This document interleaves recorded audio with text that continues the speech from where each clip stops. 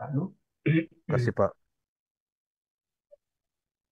sekarang kita beralih ke pembelajaran sistematika teologi.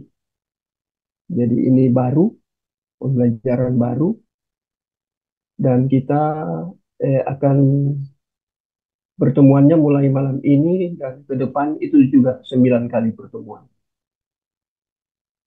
Jadi Bapak Ibu, ini yang kita akan belajar sistematik kemarin teologi biblical sudah selesai, tinggal dikirim PDF-nya.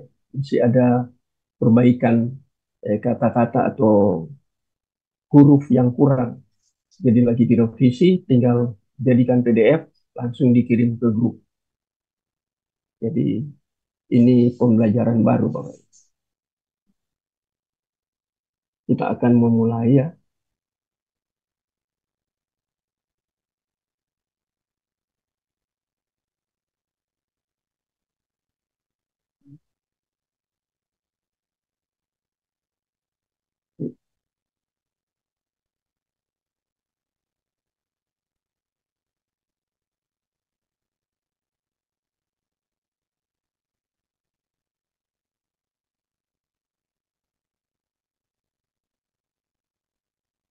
Jadi ini mata pembelajarannya, teologi sistematik.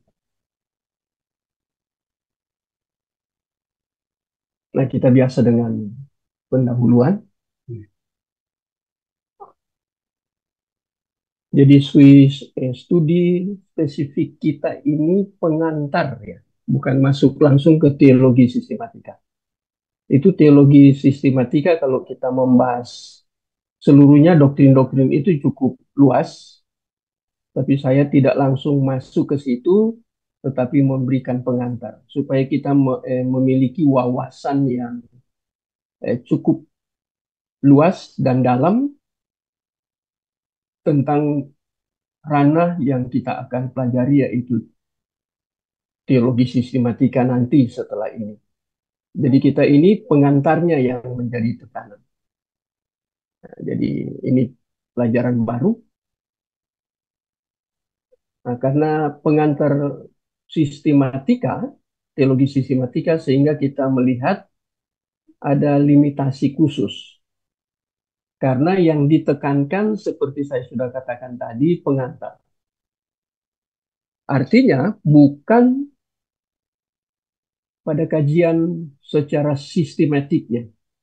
Jadi urutan-urutan yaitu umpamanya dari properti bibliologi, kemudian proper teologi dan seterusnya.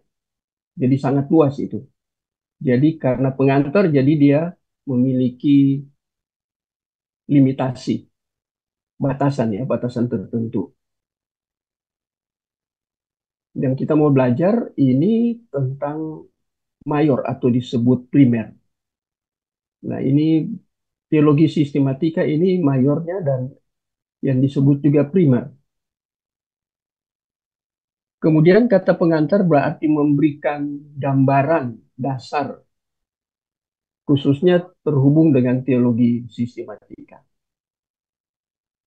Jadi pembelajaran ini memberikan gambaran penting yang lebih komprehensif ya dalam pengantar ini supaya kita bergairah untuk mempelajari teologi sistematika. Jadi ini pengantar dan dalam pembelajaran ini nanti kemudian kita akan melihat doktrin-doktrin fundamental yang akan disinggung tetapi belum diajarkan secara spesifik. Jadi masih bersifat komprehensif. Mulai dari perjanjian lama sampai dengan perjanjian baru. Jadi ini pengantar singkat atau pendahuluan kita belajar teologi sistematika malam ini. Nah, kita akan mulai dari awal.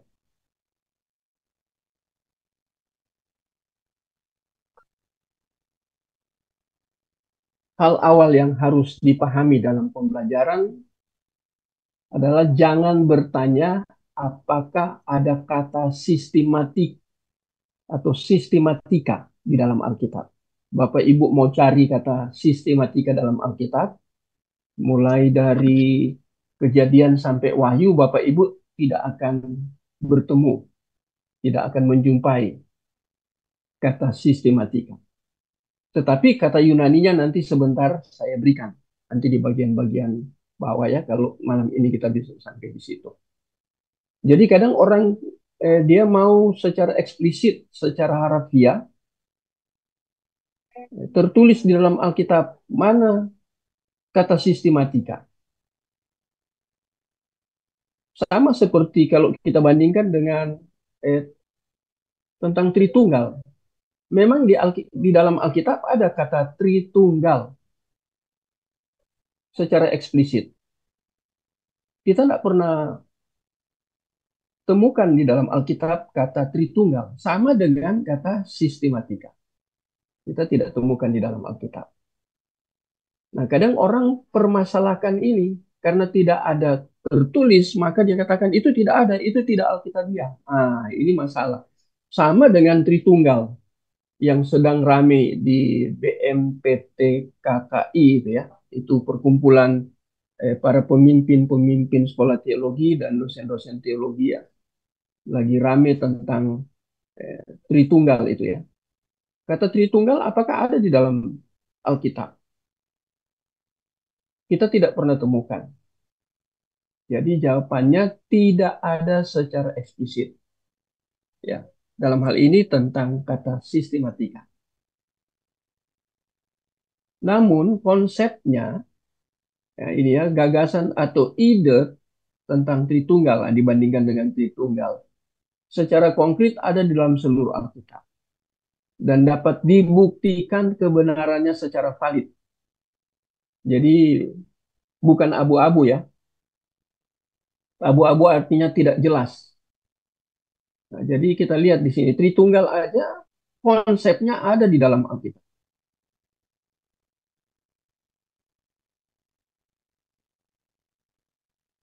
Nah, ini kita lihat. Itu sama halnya dengan teologi sistematika. Ada di dalam Alkitab. Ya, secara teologis bisa dipertanggungjawabkan teologi sistematika. Tapi mengapa disebut sistematika? Nah, ini yang kita mau pelajari ya.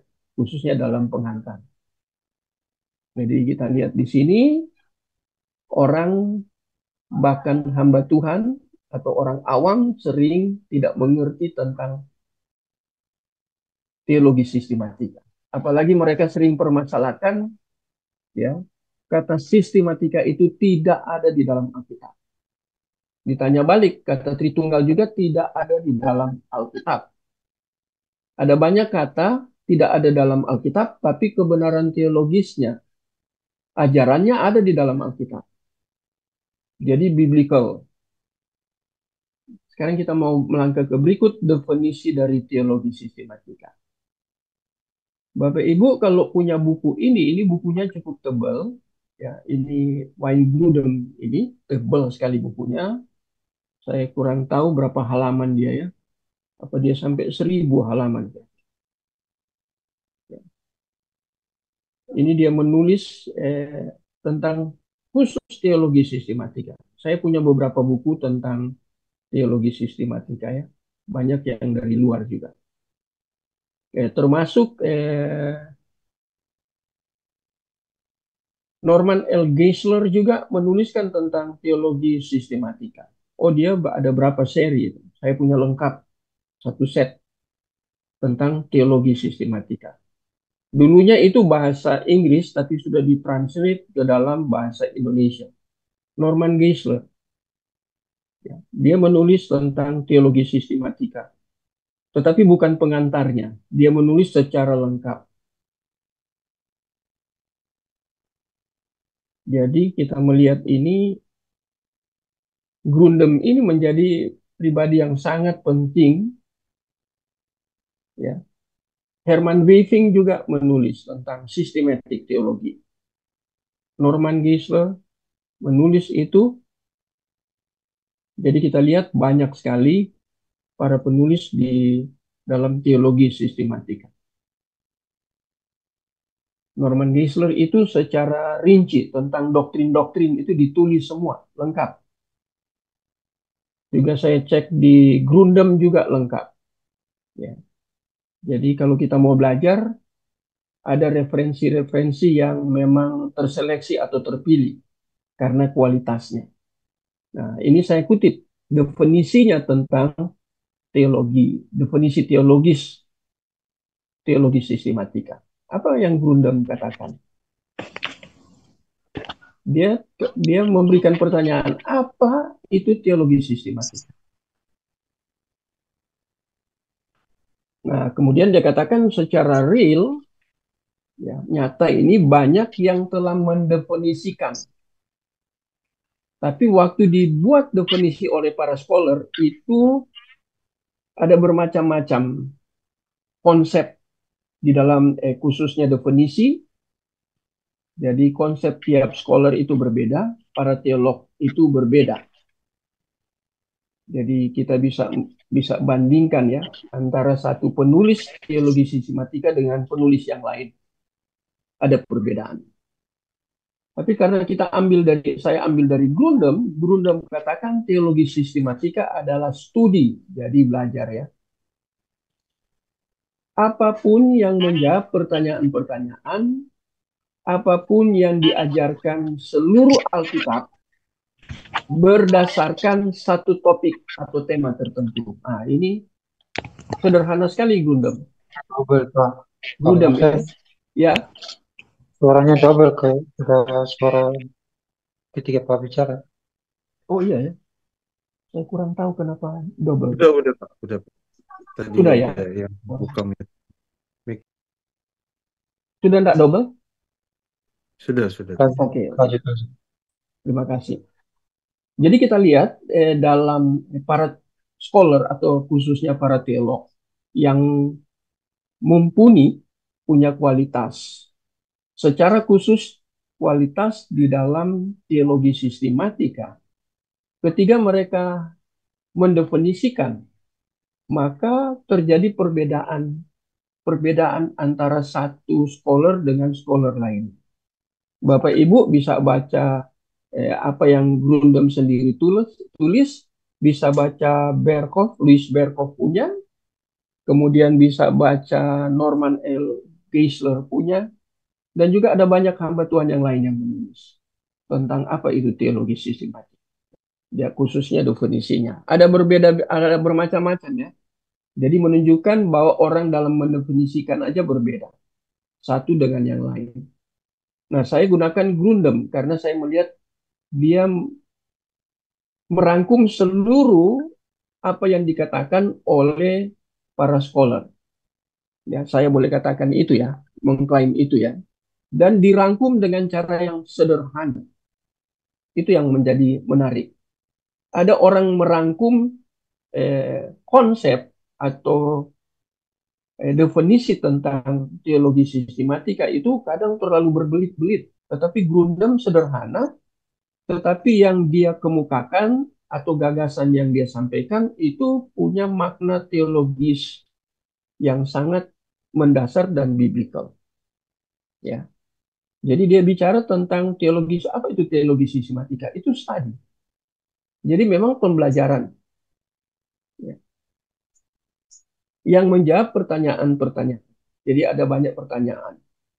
Apapun yang diajarkan seluruh Alkitab, jadi dari PL sampai PB, itu Grundam tekankan itu. Kemudian dia katakan seluruh PL sampai PB, dia katakan berdasarkan satu topik. Nah, perlu yang kita garis bawah ini topik. Tahu ya topik atau tema? Topik atau tema. Ya, jadi tema tertentu. Dan itu semua diambil dari dalam Alkitab. Contohnya, maksudnya Grundam di sini, langsung saya beri contoh. Kalau dia menuliskan tentang proper teologi, itu ada dalam seluruh Alkitab. Mulai dari kitab Kejadian sampai Wahyu. Nah, itu yang kita hanya mengambil satu topik yang terkait dengan teologi sistematika. Kalau kita bicara tentang Allah, tentunya kita mengambil topik proper teologi. Nah, itu contoh ya. Jadi di kitab Kejadian ada. Nah, kemudian terkait juga dengan kristologi, itu juga ada di dalam seluruh Alkitab. Ya, mulai dari kitab Kejadian sampai Wahyu. Jadi itu topik antara proper teologi dan yang termasuk di dalamnya tentang Tritunggal, tapi biasanya orang mempelajari Tritunggal secara khusus karena tidak mudah untuk mempelajari Tritunggal. Apalagi kalau kita sudah sentuh ini tentang teologi sistematika, kita sudah sentuh terkait dengan sejarah dari Tritunggal, mulai dari gereja mula-mula. Nah, itu menjadi sangat kontroversi. Itu yang sampai malam ini sedang rame di satu grup ya, yang notabene di situ itu para pimpinan FTT dan para dosen-dosen ya. Nah, saya kurang tahu apakah dosen-dosen itu bisa kita katakan semuanya teolog atau memang ada dosen tetapi dia bukan seorang teolog, dia lebih ke praktikal. Ya. Jadi saya tidak mendeteksi itu, tapi kita melihat di situ ya. Jadi ini yang ditekankan ini tentang teologi sistematika itu topik atau tema tertentu. Nah, kalau kita membangun tema tertentu di dalam perspektif Wayne Grudem ini, kalau kita ambil topik tertentu, kita menekankan tentang proper teologi, tentang siapa Allah, hakikatnya, kemudian terkait dengan Tritunggal, kemudian ada topik lagi tentang kristologi, topik lagi tentang pneumatologi, ada banyak sekali topik ya. Nah, itu merupakan satu kesatuan yang tidak boleh saling bertentangan antara satu topik dengan topik yang lain. Kalau sampai antara satu topik dengan topik yang lain atau satu tema dengan tema yang lain terjadi kontradiktif, itu masalahnya bukan ada di dalam Alkitab, tetapi masalahnya kita yang mempelajari itu. Kita yang error, kita yang distorsi atau kita yang absurd. Alkitab tidak. Alkitab menyajikan begitu banyak topik di dalam Alkitab, ya, khususnya terkait dengan teologi sistematika. Ini menjadi masalah, umpamanya masalah soteriologi dihubungkan dengan kristologi, itu kan topiknya dua topik berbeda dalam sistematik teologi. Nah itu kalau terjadi kontradiksi antara kristologi dan soteriologi ini masalah. Antara kristologi, kemudian soteriologi, kemudian ada pneumatologi, kemudian itu tidak bisa kita integrasi. Nah, saya beri contoh ya. Nah, ini karena topik. Saya tegaskan tentang topik. Padahal baru definisi.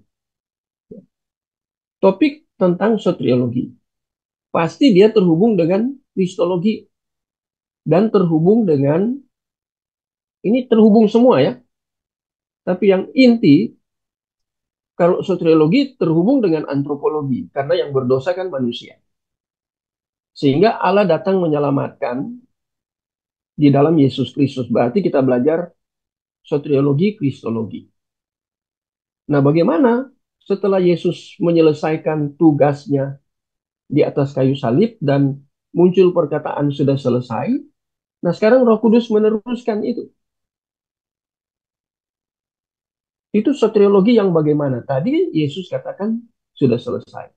Sekarang di dalam Injil Yohanes pasal 14 itu dikatakan 14 apa 16 ya. Nanti Bapak Ibu cari antara dua bagian itu karena bicara tentang Roh Kudus Parakletos, ada yang dikatakan ia datang untuk menginsafkan dunia akan dosa. Nah, itu kan Roh Kudus. Kalau dia datang dia akan menginsafkan. Coba kita lihat. Ya, ini topik menarik. Yohanes berapa ya? 14 atau Yohanes 16. Kadang saya lupa, tapi lebih aman kita lihat. Ya. Yohanes 14 16 Pak ayat 8 Oh Pak. ya. 16 ayat 8 Pak. coba baca. Dan kalau ia datang, ia akan menginsafkan dunia akan dosa, kebenaran dan penghakiman. Ayat 9. Mari ayat 9 terus. ayat yang ke-9, akan dosa karena mereka tetap tidak percaya kepadaku. Nah, itu kan. Ini soter. Tapi tidak dikaitkan dengan kristologi. Kelihatan tidak secara langsung dengan kristologi. Jadi Roh Kudus tidak pernah menjadi berinkarnasi, menjadi manusia. Yang menjadi manusia kan Yesus. Kemudian yang mati berhubungan dengan soteriologi itu Yesus. Tetapi di bagian ini setelah Yesus, waktu terakhir Yesus berbicara tentang Roh Kudus, mengajar tentang Roh Kudus, dan ada kata menginsafkan akan dosa. Nah, bagaimana Bapak Ibu mengerti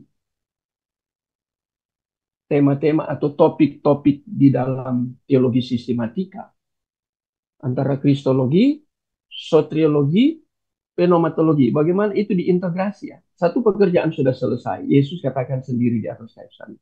Tapi kemudian Yesus kemudian mengutus Roh Kudus. Roh Kudus datang dan Yesus mengajarkan dia yang akan datang menginsafkan dunia akan dosa. Jadi artinya apa? Ada yang bisa jawab artinya apa?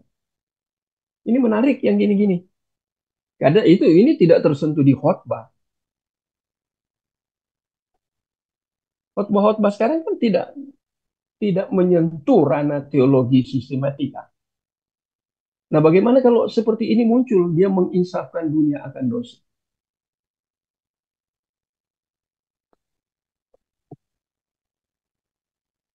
Ini bagaimana tema-tema itu yang ditulis oleh Wayne Grudem ini kemudian kita integrasi.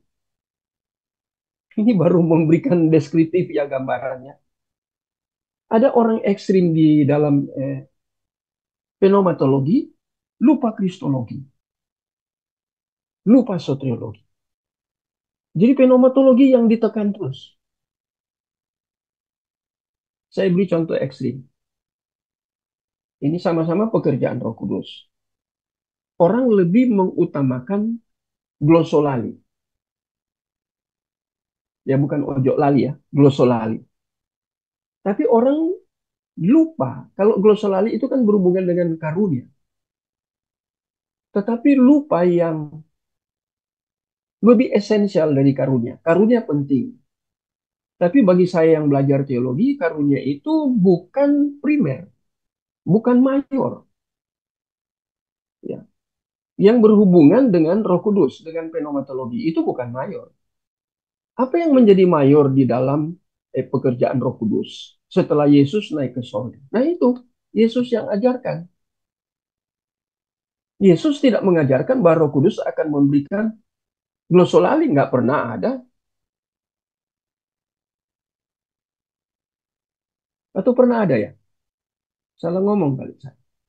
Saya tidak pernah lihat. Yesus ajarkan bagaimana pekerjaan Roh Kudus yang mayor, yaitu datang menginsafkan dunia akan dosa, akan kebenaran, akan penghakiman. Kalau berhubungan dengan dosa, itu insaf akan dosa itu kan soteriologi. Apakah Roh Kudus mati di situ? Enggak, dia tetap roh. Dia tidak pernah berinkarnasi. Jadi dia meneruskan apa yang Yesus sudah kerjakan tuntas. Setelah Yesus naik, dia yang teruskan. Bekerja di dalam diri setiap umat pilihan Tuhan untuk yang sudah pilih tapi mungkin dia tidak tahu untuk menginsafkan dunia akan kehidupan dia yang sebenarnya tidak layak untuk menjadi layak. Nah ini contoh, ini topik. Tapi kalau kita mengekstrimkan satu topik di dalam teologi sistematika, akibatnya yang lain terabaikan. Padahal seluruh teologi sistematika itu ya dengan tema-tema utama itu hal yang sangat fundamental. Itu yang saya sebut dengan itu hal yang bersifat mayor. Ada yang minor, ada yang primer. Itu primer, bukan sekunder. Orang sekarang di dalam gereja lebih menekankan hal-hal yang sifatnya sekunder, minor. Sehingga jemaat tidak mendapatkan hal yang mayor, yang sangat fundamental. yang diajarkan di dalam Alkitab. Kalau membicarakan tentang fenomena, ya pengalaman itu kan penting, bukan tidak penting. Alkitab juga katakan itu penting. Tetapi itu bukan hal yang mayor. Itu hal yang minor. Minor, mayor penting. Tetapi yang terpenting yaitu yang mayor. Ya, Bapak Ibu belajar di dua bagian ini. Pernah dengar ini ya? Halo? Pernah dengar hal yang mayor dan minor? Atau belum pernah tahu? Pernah, Pak. Belum pernah Pak. Kalau di STT saya sekolah tidak ada diajarkan demikian Pak. Nah ini penting ya. Jadi kita lihat ini, baru bagian apa definisi ini ya. Definisi ini luas sekali. Ya. Jadi ini dari Grudem. Grudem ya, bukan Grudem. Grudem ya, Wayne Grudem. Jadi ini topik yang menjadi tekanan di dalam teologi sistematika ya. Tapi topik-topik itu ada di dalam seluruh Alkitab. Kita yang harus mencari, mengumpulkan. Itu tugas kita. Jangan lagi berdoa minta pengurapan Roh Kudus ya, supaya menemukan itu. Kita memang harus diurapi ya, tapi berdoa minta illumination, minta potiso supaya Roh Kudus pimpin untuk kita menemukan topik-topik tertentu di dalam kitab tertentu. Dan kemudian kita mengumpulkan itu, mengintegrasi semua. Ya. Jadi kita lihat ini ya, ini hal yang awal.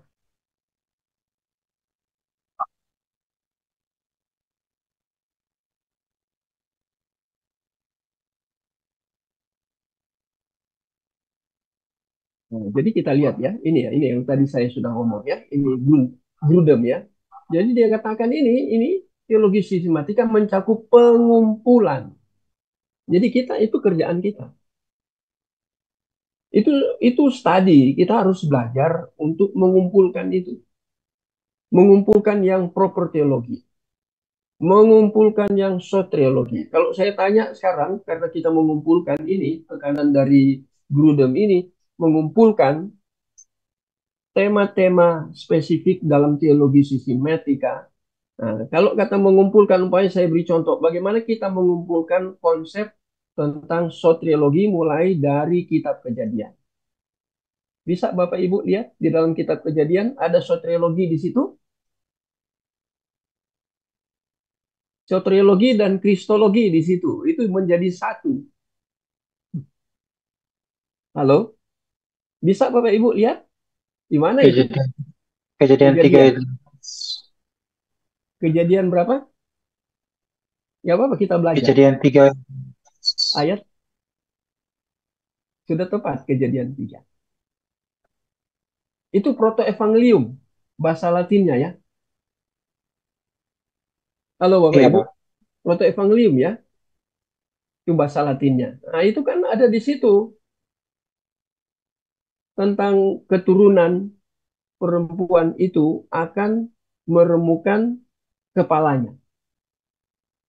Keturunan perempuan itu menunjuk kepada Yesus, berarti kristologi. Tapi ketika meremukan itu, kepalanya itu sudah mengacu kepada soteriologi. Jadi di situ kita lihat hanya satu ayat, tetapi di dalamnya ada kristologi, ada soteriologi. Tapi orang tidak mengkhotbahkan itu. Tidak pernah saya dengarkan khotbah yang Kejadian 3 ayat 15 nyentuh itu. Tidak pernah. Ini contoh kan? Nah itu kitab Kejadian kita sudah ketemu itu. Kemudian Yesus Allah mengambil menyiapkan cawat bagi Adam dan Hawa karena mereka telanjang. Dari apa Bapak Ibu? Awalnya Adam dan Hawa ambil apa? Itu soteriologi. Di dalam kitab Kejadian banyak soteriologi. Kejadian pasal 3 ya. Mengambil cawat itu kan simbolik-simbolik itu. Menggantikan Adam mengambil dari apa, kemudian Allah menggantikan dari kulit binatang. Nah, untuk mengambil dari kulit binatang kan harus ada terjadi penumpahan darah. Ini menarik. Itu kristologi dan soteriologi muncul di situ. Halo Bapak Ibu. Kira-kira terpikir sampai situ tidak? Tidak, Pak. Nggak terpikir ya. Kadang kita tidak terpikir. Saya lagi ya tentang pengumpulan. Sekarang tentang proper teologi, tetapi tentang Tritunggal. Kejadian pasal 1 ayat 26, ayat 27. Di situ ada Tritunggal. Tapi kalau orang khotbah tidak nyentuh Tritunggalnya di situ. Halo Bapak Ibu. Mengapa saya katakan seperti ini? Ini bagian dari teologi sistematika. Berikan contoh. Ini mengumpulkan ya, tentang Tritunggal sudah ada di dalam kitab Kejadian. Di awal sudah ada.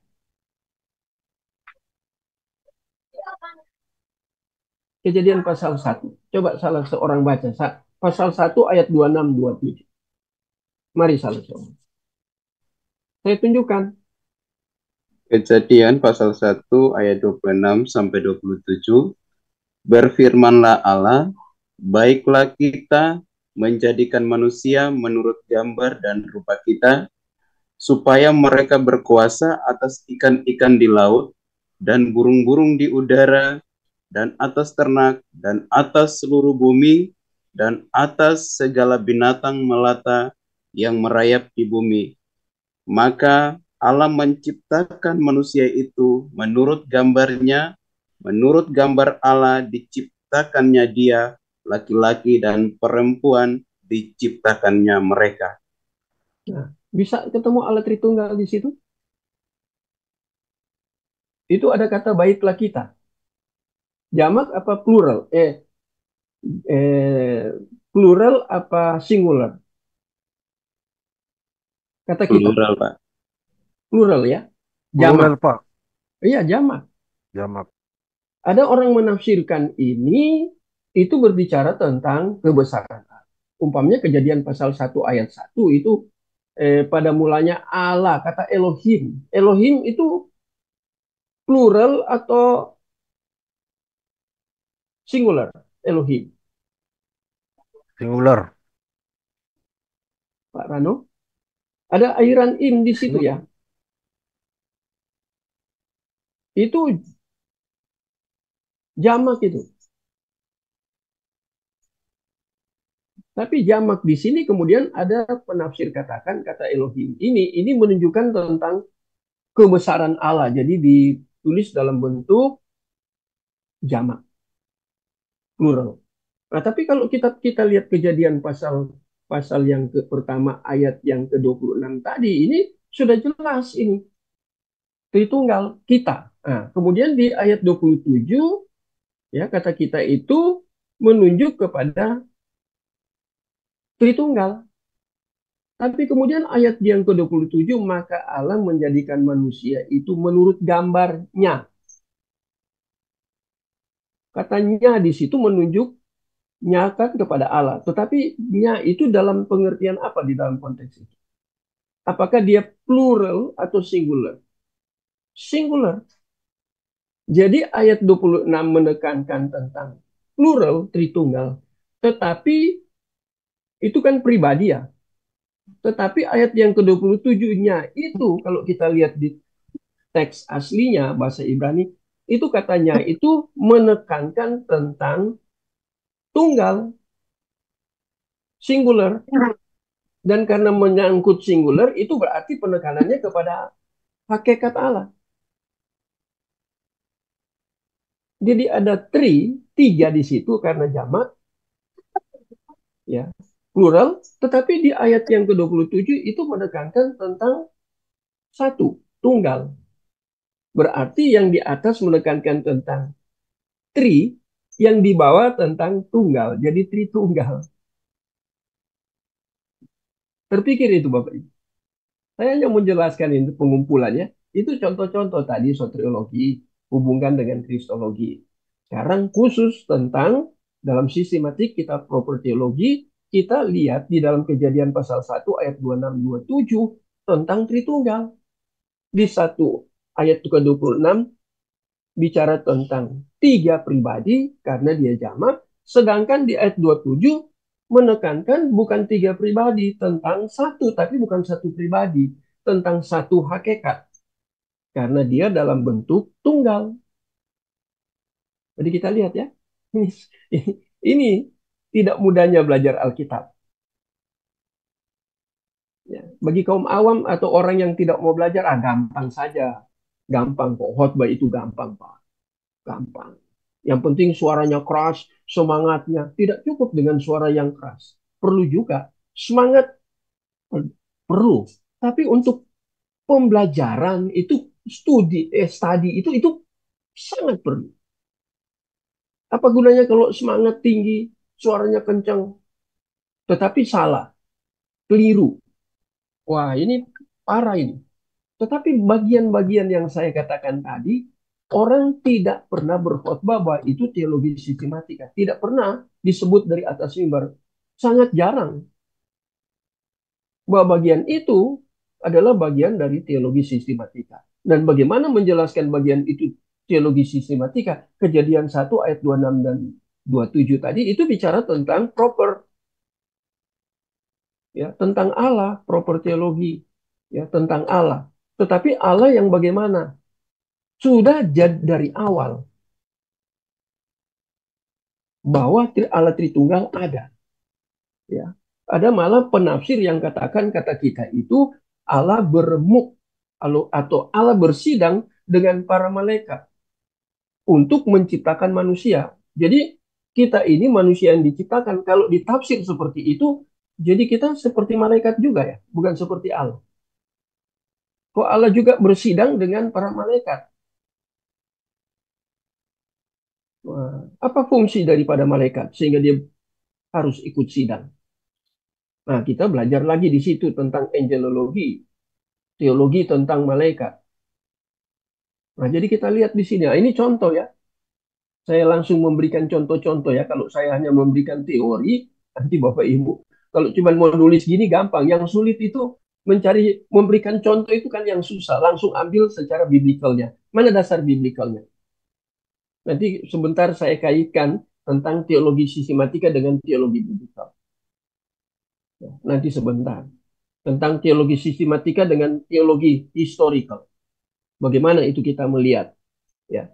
Padahal karena ini kita baru belajar tentang pengantar, jadi itu kita harus punya wawasan dulu tentang bagaimana itu teologi sistematika. Baru kita akan masuk di dalam spesifik.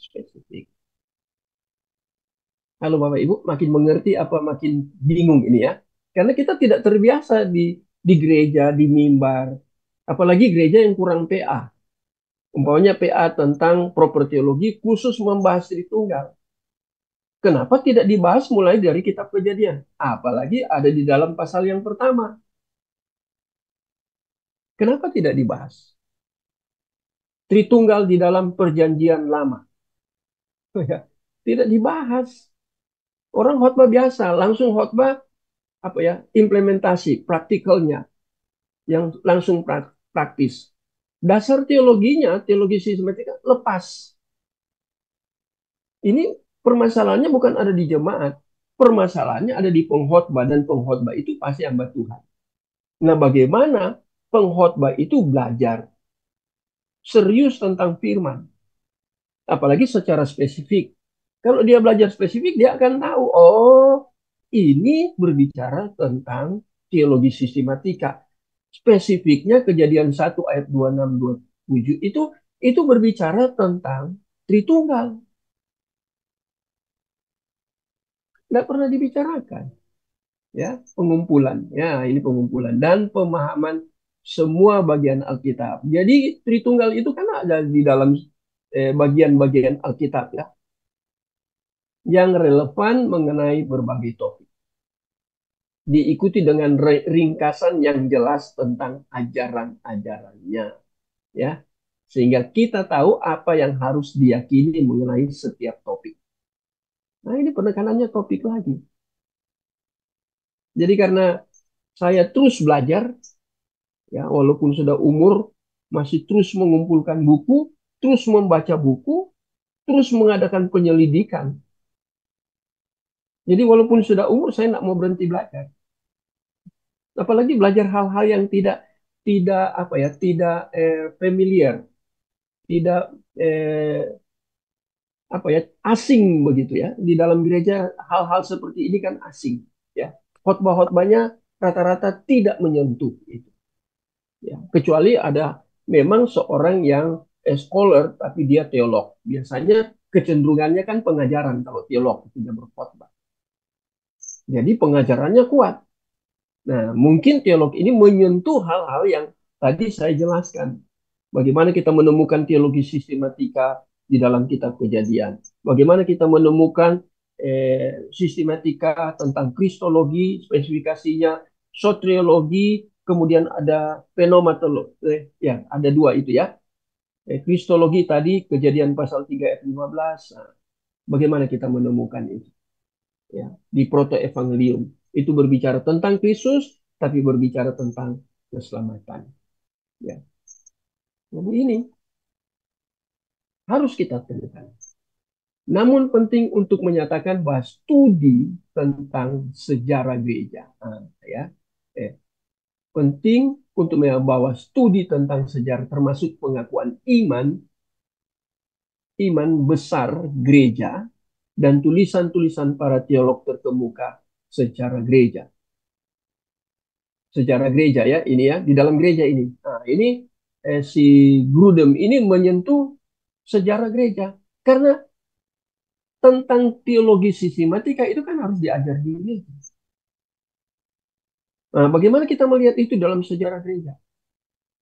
Mulai dari abad-abad awal.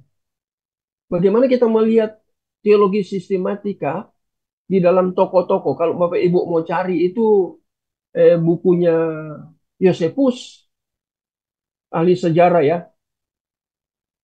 orang Yahudi Yosefus. Kemudian Philip Schaff, dia punya 11 jilid ya, tentang sejarah gereja dan di dalamnya ada sejarah teologi. 11 jilid tuh.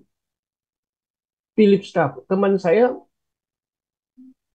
dia bawa itu dari Amerika karena dia belajar di Amerika. Dan saya pergi ke rumahnya, saya lihat 11 jilid, tebal-tebal. Nah, bagaimana itu? Kita melihat itu. Tapi saya sudah punya di PDF, saya sudah punya itu. Ya, tuh. Ya, saya lihat dia di apa yang sering dikirim ke saya ini itu sudah punya tentang sejarah itu. Para teolog di dalam sejarah gereja itu menarik ya, mulai dari abad ke abad. Ya, sayang kalau kita tidak belajar sampai ke arah ini ya, sejauh ini. Itu namanya bukunya saya sudah suruh kirim. Nah, ini dalam konsili juga ada. Itu Nicea to Chalcedon, A Guide to the Literature. Nah, ini sudah ada lagi. Jadi ini saya punya 3 ini. A History of Christian Doctrine. Ya, saya punya ada 3 volume. Lengkap. Semua penulisnya itu David Bernard. Jadi Bapak Ibu kalau punya yang seperti ini, Bapak Ibu tidak pernah rugi. Belajar terus. Supaya ketika naik mimbar, ya, berisi khotbahnya. Ya, jadi isi itu ya. Kontennya itu berisi. Ya, baca buku. Selain belajar Alkitab, ada referensi ya dari tokoh-tokoh. Khususnya tokoh-tokoh abad awal itu ya. Konsep-konsep mereka tentang kristologi, soteriologi, itu tentang doktrin-doktrin ya. Nah, jadi kita perlu ini. Jadi ini ya, ini dalam tentang sejarah gereja. Ya, pengakuan iman mereka terhadap doktrin tertentu maksudnya ya. Disebut oleh Grudem ini iman besar. Maksudnya kata besar di sini berhubungan dengan teologi sistematika ya. Hal-hal yang primer makanya ditekan besar, iman besar gereja. Kemudian tulisan teolog terkemuka sejarah gereja, itu tulisan Kan ada tulisan-tulisan di sini. Ah, itu dalam sejarah gereja. Baca si Yosephus punya. Baca Philip Schaff punya yang 11 jilid. Itu mereka Tuhan munculkan sebagai ahli-ahli, kemudian menulis. Ya. Dan studi tentang, ini ditambahkan oleh Grudem. Kemudian studi tentang filsafat. Sering kali dapat bermanfaat dan membantu kita untuk memahami apa keseluruhan Alkitab mengajarkan tentang berbagai topik. Ya, berbagai topik. Apa filsafat? Bapak Ibu lihat tentang konsep epistemologi di dalam filsafat. Itu kemudian dikaitkan dengan teologi. Presuposisi itu dikaitkan dengan teologi. Nah, itu kan bahasa-bahasa filsafat. Ada banyak bahasa filsafat. Ya. Termasuk tesis, antitesis. Itu bahasa filsafat. Yang kemudian diadopsi, dimasukkan di dalam teologi. Itu maksudnya ini. Grudem. Nah, kadang orang di gereja ini anti filsafat. Ini masalahnya. Karena dia salah mengerti tentang apa arti filsafat. Oh, jadi dia bilang filsafat itu sekuler. Sekuler. Iya, ada filsafat yang dibangun konsepnya, ya. Idenya, gagasannya dibangun oleh para filsuf yang sekuler. Tapi ada filsuf Kristen kan? Immanuel Kant. Ada banyak filsuf Kristen di dalam sejarah gereja. Dan mereka menulis. Tapi ada orang yang anti filsafat. Nah, tapi Grudem katakan jangan. Ya, jangan. Jadi ada hal-hal yang filsafat ini kan dari Tuhan juga untuk umum, ya, penting, yang mempengaruhi semua ilmu yang umum, ya, yang general, ya, itu wahyu khusus. Tapi ada yang terkait secara teologis, tesis antitesis. Nah, itu kan epistemologi, presuposisi, presaposisi. Nah, Bapak Ibu kalau ketemu dengan istilah-istilah ini bingung. Saya tulis disertasi, saya gunakan istilah-istilah itu, pengujinya bingung karena tidak terbiasa. Ya, kadang orang salah mengerti tentang filsafat, kemudian dituduh itu bukan firman Tuhan, itu filsafat. Ada buku cukup tebal di saya tentang bagaimana tentang filsafat itu dibangun di dalam kekristenan. Itu ada buku cukup tebal bukunya, ya, tentang bagaimana filsafat itu dibangun di dalam konsep kekristenan. Dasar teologisnya bagaimana membangun filsafat. Ada bukunya tebal. Ya. Jadi kita lihat di sini. Saya teruskan, ya. Namun bidang-bidang ini tidak memiliki otoritas yang lebih besar atau setara dengan otoritas Alkitab. Nah, ini, ya, kita hati-hati di sini, ya. Jadi Alkitab itu harus menjadi dasar. Ya, karena mengapa Alkitab, ya? Dia punya otoritas. Kenapa Alkitab punya otoritas? Sekarang saya tanya. Mengapa Alkitab itu punya otoritas? Dan itu dikatakan tidak setara dalam bidang-bidang yang tadi kita lihat, ya. Umpamanya filsafat. Ya. Tidak setara, ini kitab suci, Alkitab ini. Dia punya otoritas. Mengapa dia punya otoritas? Halo? Karena dia kebenaran yang absolut.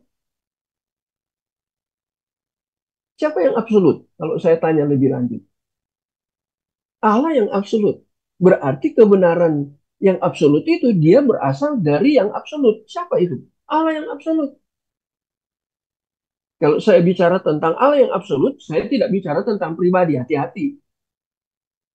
Ya, kita sudah belajar teologi, apalagi belajar sekarang teologi sistematika. Ketika saya bicara tentang Allah, berarti saya tidak bicara tentang pribadi. Saya bicara tentang apa? Hakikatnya. yang di dalam satu hakikat punya 3 pribadi, itu Tritunggal. Jadi saya hati-hati karena makin belajar, kita harus makin berhati-hati dalam memberikan argumentasi. Ya, jangan di dalam ranah abu-abu argumentasi kita. Kalau saya bicara Allah berarti saya menekankan tentang hakikatnya. Kalau saya bicara tentang Roh Kudus berarti saya sudah mulai menyentuh ranah daripada pribadi.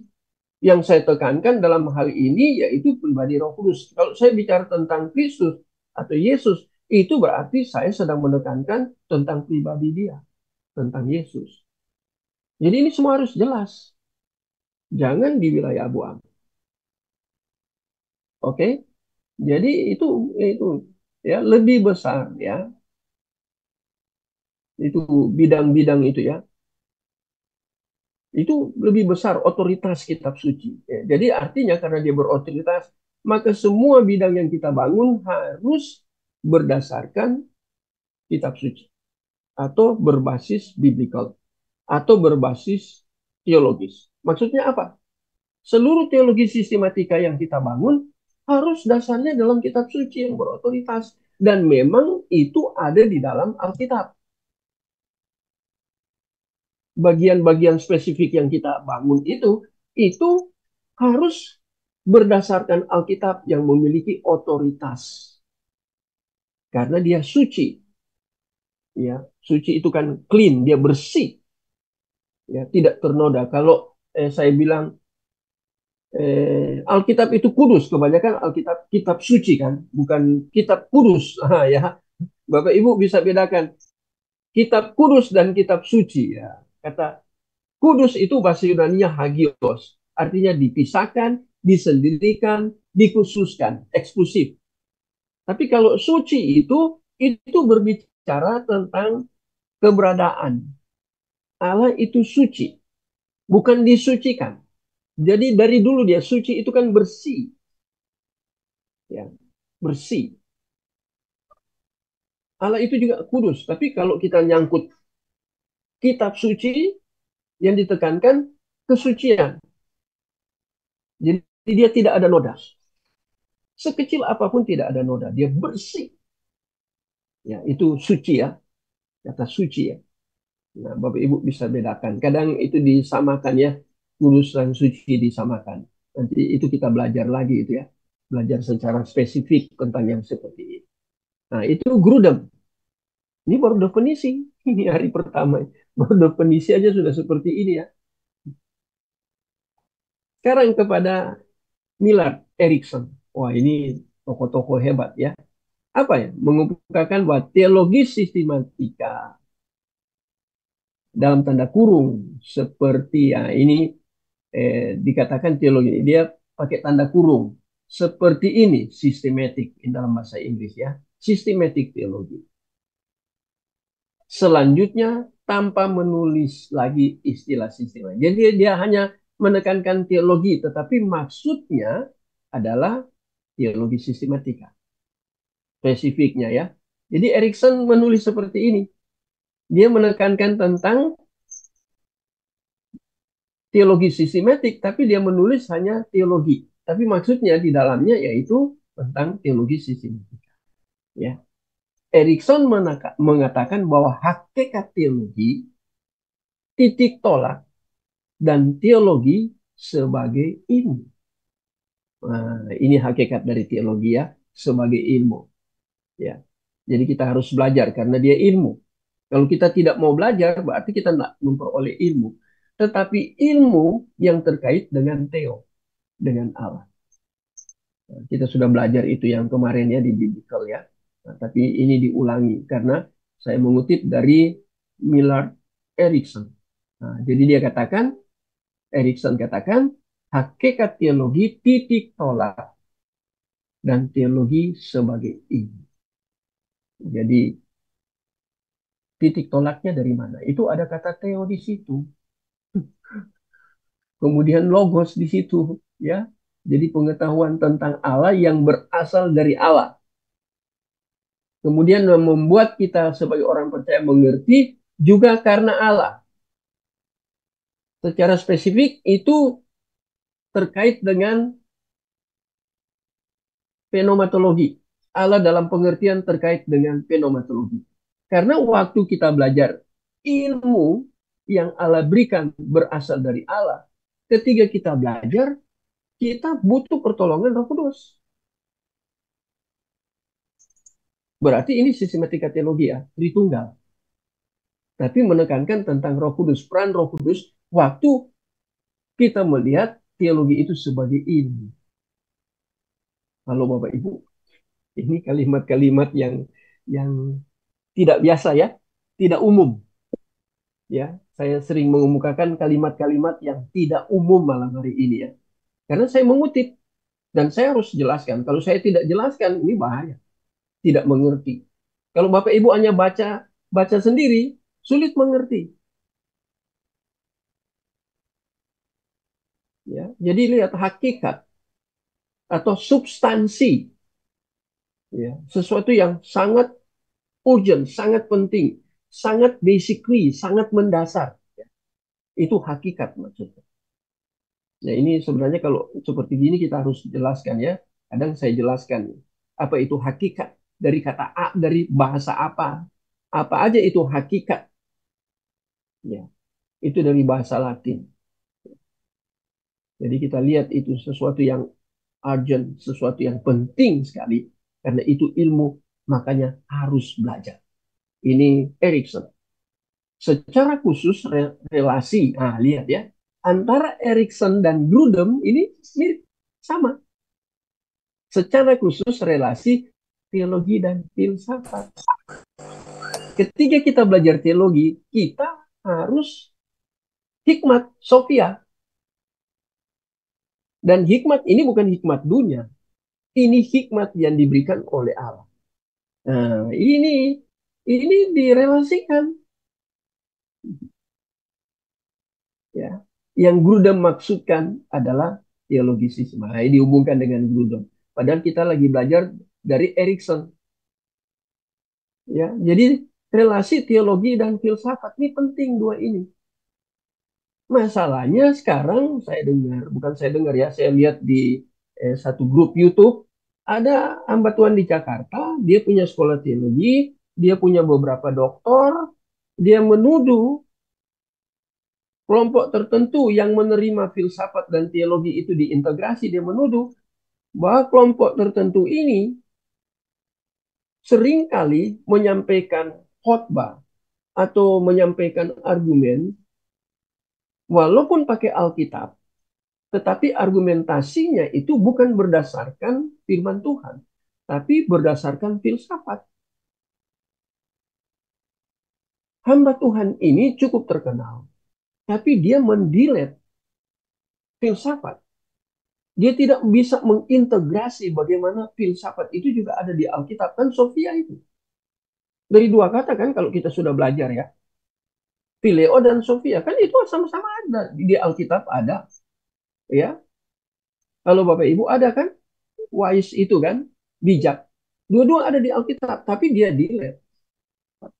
Memang saya mengerti supaya kita tidak terjebak juga di dalam filsafat yang seperti dari Plato, Aristoteles, Socrates, dan yang lain-lain. Banyak juga para teolog atau tokoh filsafat tertentu, mereka itu lebih mengadopsi filsafat dari Plato atau dari Aristoteles. Jadi mengadopsi itu bahayanya kalau mengadopsi dari Plato, Aristoteles, kemudian kebenaran firman Tuhan ini terabaikan. Itu hal yang berbahaya. Kebenaran firman Tuhan ini harus menyoroti gagasan, konsep, ide yang dikemukakan oleh filsuf-filsuf yang tidak percaya ini. Saya mau tanya, Tuhan bisa pakai enggak filsuf yang tidak Kristen? Filsuf yang tidak percaya kepada Yesus? Kalau Plato, Socrates, Toteles itu kan sesama di dalam PL ya, belum PB belum ada, Yesus belum datang, mereka sudah muncul di PB. Berarti percaya kepada Allah. Mereka tidak percaya. Allah umat pilihan. Ya, secara spesifik itu Israel. Mereka kan tidak percaya. Tapi apakah Allah tidak bisa pakai mereka? Konsep filsafat mereka bisa enggak Allah pakai? Allah menanamkan sesuatu kebenaran yang sifatnya umum di dalam diri mereka. Yang konsep itu bersifat umum, tapi bersifat sementara. Bisa enggak? Pernah pikirkan tidak? Ini Erikson, sama seperti Grudem tadi di atas. Halo? Kadang kita tidak terpikirkan ke sana ya. Bisa. Siapa yang orang kafir yang Allah pakai di dalam perjanjian lama? Ada yang bisa jawab? Siapa yang Allah pakai?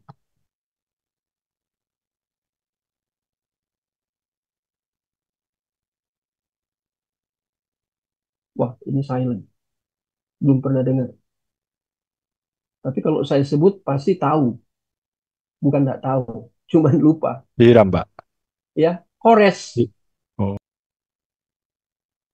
Kores itu raja dari mana? Bukan Babel ya. Persia. Tapi Tuhan pakai. Mau buktinya? Mari kita buka apa 2 Tawari pasal terakhir 36 ya. Kenapa di situ ditulis inilah hambaku? Ya, 2 Tawari pasal terakhir itu ya, 2 Tawari pasal 36 pasti ya. Ayat berapa? Coba kita lihat buktinya ya. Kadang kita terlalu ekstrim. Bacalah buku saya berkali-kali katakan dan ingatkan ya. Bacalah buku dari Douglas Grotius yang judulnya Segala Kebenaran adalah Kebenaran Allah. Ya, ada kebenaran yang sifatnya umum, tidak menyelamatkan, ya, tetapi ada kebenaran yang sifatnya spesifik, ya. 2 Tawari pasal betul ya 36. Ya. Coba baca 36 ayat yang ke-22 sampai ayat yang ke-23. Mari baca. Salah seorang baca. 2 Tawari. Ini mau Tawari ya. pasal 36 ayat 22 sampai 23.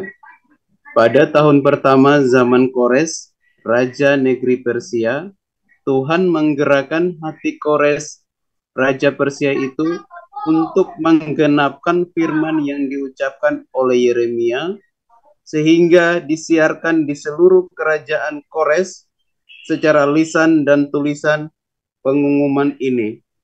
Beginilah perintah Kores, raja Persia, segala kerajaan di bumi telah dikaruniakan kepadaku oleh Tuhan, Allah semesta langit. Ia menugaskan aku untuk mendirikan rumah baginya di Yerusalem yang terletak di Yehuda. Siapa di antara kamu yang termasuk umatnya, Tuhan Allahnya menyertainya, dan biarlah ia berangkat pulang. Ini bukti otentik. Valid ini bukti. Tuhan bisa pakai. Termasuk orang yang tidak percaya, orang kafir. Tuhan bisa pakai. Tapi pribadi itu sendiri tidak diselamatkan. Karena dia bukan umat pilihan. Tapi Tuhan memakai dia untuk kebutuhan umat pilihan. Tuhan menjadikan dia hanya sebagai saran. Ada lagi Bileam. Baca tentang Bileam juga. Ini perbandingan ya. Nah jadi lihat ya ini. Ketika kita belajar seperti ini kita melihat dua tokoh besar teolog seperti Grudem dan juga Erikson. Mereka katakan ada secara khusus relasi teologi dan filsafat. Yang dimaksud adalah teologi dalam pengertian ini, teologi ini, oh ini bukan Grudem ya, sorry saya salah tulis. Ini Erikson, sayanya yang salah. Bukan Grudem, Grudem sudah di atas ya. Ini Erikson. Lihat ya, saya ketik langsung ya. Jadi lihat ini ya, sama seperti Grudem. Ini dua teolog. Erikson tidak pernah mengutip Grudem, Grudem tidak mengutip gagasan Erikson, tetapi sama. Ya. Prinsipnya sama. Ya. Jadi mereka mengintegrasi teologi dan filsafat. Kadang begitu kita ketemu kata filsafat atau psikologi, kita langsung anti. Ini psikologi. Ya. Saya belajar juga psikologi. Ada psikologi Kristen, perlu juga psikologi Kristen. Kalau Bapak Ibu belajar psikologi ya, kalau ini seperti gini integrasi ya, kan. Tapi ada orang yang anti psikologi. Apa sih itu psikologi? Dari kata psuke dan logos. Itu psikologi itu dari dua kata Yunani. Psuke dan logos. Apa itu psuke? Kalau logos sudah umumnya tahu. Apa itu psuke? Memang perlu belajar yang gini-gini. Dan ini tidak umum. Mungkin hanya di ruang-ruang kuliah. Atau kalau saya khotbah, saya sering sentuh ini. Kalau saya khotbah, saya sering bicara ini. Seperti gini saya bicara. Seperti karena sudah terbawa ya. Biasa ngajar, sehingga naik mimbar pun terbawa. Ada istilah-istilah tertentu yang terbawa sampai ke mimbar. Tapi saya bukan hanya mau supaya orang hebat, tahu banyak istilah sehingga itu eh, saya sampaikan supaya kelihatan hebat, gagah, pinter. Bukan itu.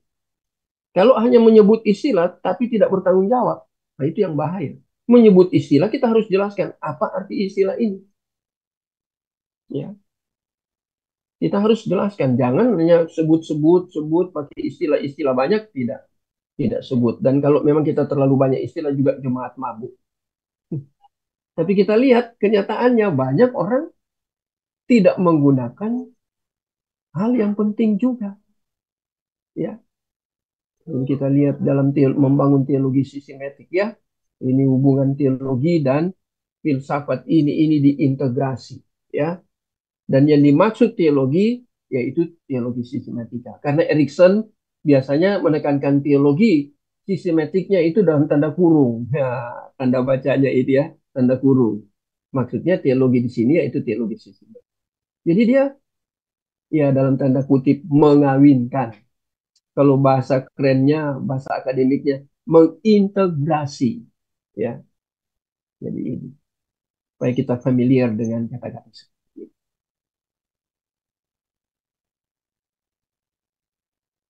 Saya teruskan ya.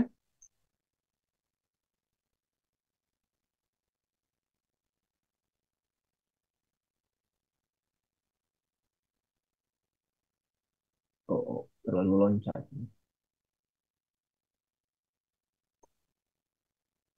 Nah, ini.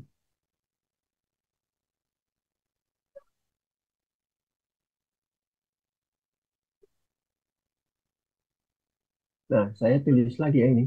Ini, nah ini ke Grudem ini. Secara eksplisit Grudem menulis. Jadi saya baca Erikson, baca Grudem, saya kutip. Kita dapat mengisolasi teologi sistematika secara khusus. Tahu mengisolasi ya, menyendirikan, mengkhususkan. Dalam pengertian inilah kata teologi selanjutnya akan digunakan dalam karyanya si Grudem. Ya, karya tema bukunya itu ya. Jadi dia mengisolasi artinya dia khusus menulis tentang apa itu teologi sistem. Itu menarik kalau Bapak Ibu baca bukunya ya. Nah, sekarang saya tulis dari satu hamba Tuhan ya Bapak Ibu sudah tahu. Ya, nah, ini saya tulis salah kurang huruf juga ya. Stefrino Indra Lumintang. Dia katakan teologi sistematika secara sederhana diartikan sebagai studi teologi yang mempelajari mengenai ajaran dalam seluruh Alkitab. Ajaran itu, atau saya tambahkan di sini ya, doktrin. Dalam seluruh Alkitab. Nah, orang kebanyakan di dalam gereja ada satu buku ya, itu temanya dalam bahasa Inggris, tetapi isi bukunya itu 2 jilid, satu jilid. Temanya bahasa Inggris, tapi isi bukunya itu bahasa Indonesia. Apa ya? Teaching Mind. Kemudian ada kalimat berikutnya itu berhubungan dengan heart. Jadi tentang pikiran dan hati. Ya, dua-dua harus belajar. Nah, itu menarik buku itu. Saya membaca buku itu. Ya. Jadi di dalam buku itu di halaman-halaman awal dikatakan sekarang gereja ini anti doktrin. Mau belajar doktrin nggak mau. Doktrin itu katanya pemecah belah gereja. Karena doktrin akhirnya gereja pecah. Sehingga orang di dalam gereja lebih mengutamakan hal-hal yang sifatnya bukan hanya sekunder, tapi ya sederhana sekali.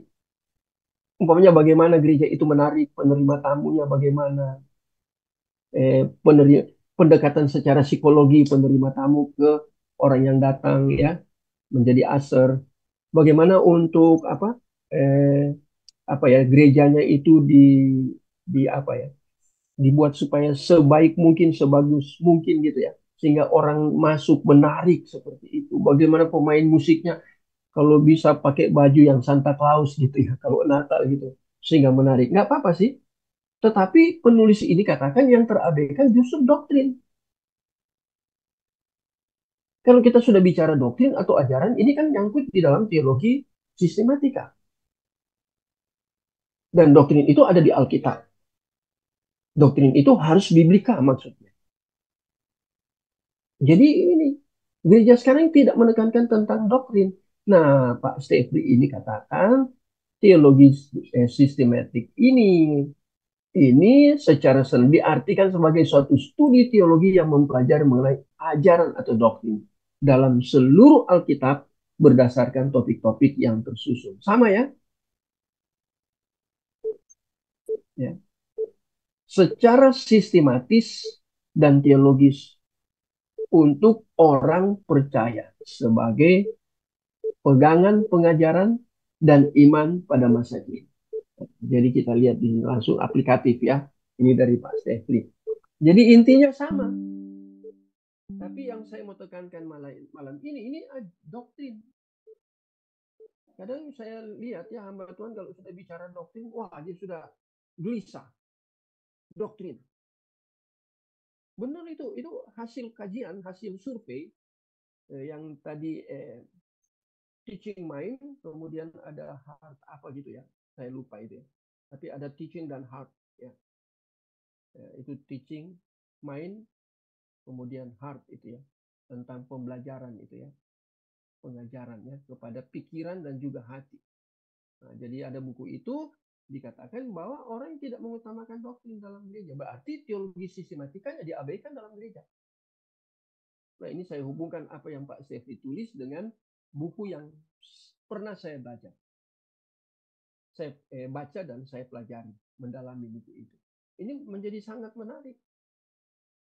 Jadi doktrin dalam gereja terabaikan. Berarti kalau doktrin terabaikan atau ajaran terabaikan, ini bahaya gereja. Ya. Karena Yesus lebih banyak mengajar daripada buat mujizat, iya kan? Pelayanan konseling itu ada juga. Tetapi yang dominan ketika Yesus berinkarnasi, dia lebih banyak mengajarkan. Juga waktu di dalam amanat agung itu amanat untuk pembelajaran, learning. Tapi di situ itu disebut murid, matetes, student. Ya. Jadi belajar, pengajaran ini penting sekali ya. Tapi itu sering terabaikan di gereja.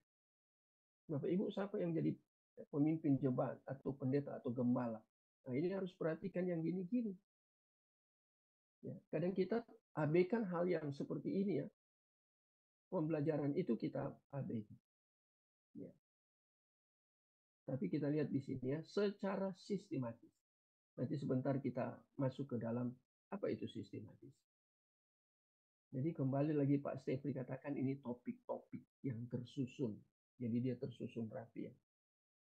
Ya, harus kita belajar mulai dari apa itu Alkitab, kemudian apa itu, siapakah itu manusia, bagaimana manusia itu jatuh dalam dosa. Itu kan teologi sistematik semua. Ya. Siapa yang menyelamatkan. Nah, itu sudah dua, Yesus dan soteriologi. Kemudian bagaimana peran Roh Kudus di dalam penyelamatan. Kemudian ada yang bibliologi, itu kan kita belajar di teologi sistematik semua. Ya. Jadi ini Pak Sefri memberikan sumbangsi secara khusus tentang teologi sistematik. Ada bukunya. Ya. Sekarang kita memperhatikan frase dalam arti teologis. Ya, dari teologis. Pertama-tama, istilah sistematika. Ini yang saya katakan tadi ya. Di Alkitab tidak ada langsung, tetapi itu ada dalam bahasa Yunani. Kata sistematika itu dari kata Yunani, sunistano. Ini yang menulis ini James Oliver Buswell, ya.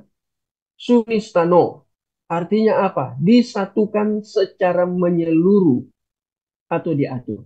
Menarik ya, ini James Oliver Buswell. Ini dia menulis apa itu sistem. Sudah pernah dengar? Atau baru kali ini dengar? Kita kan lagi belajar teologi sistematika spesifik pembelajaran kita. Mulai hari ini ya, malam ini ya. Jadi saya kutip dari James Oliver Buswell. Apa itu sistematika? Bahasa Yunaninya sunistano. Disatukan secara menyeluruh. Maksudnya apa?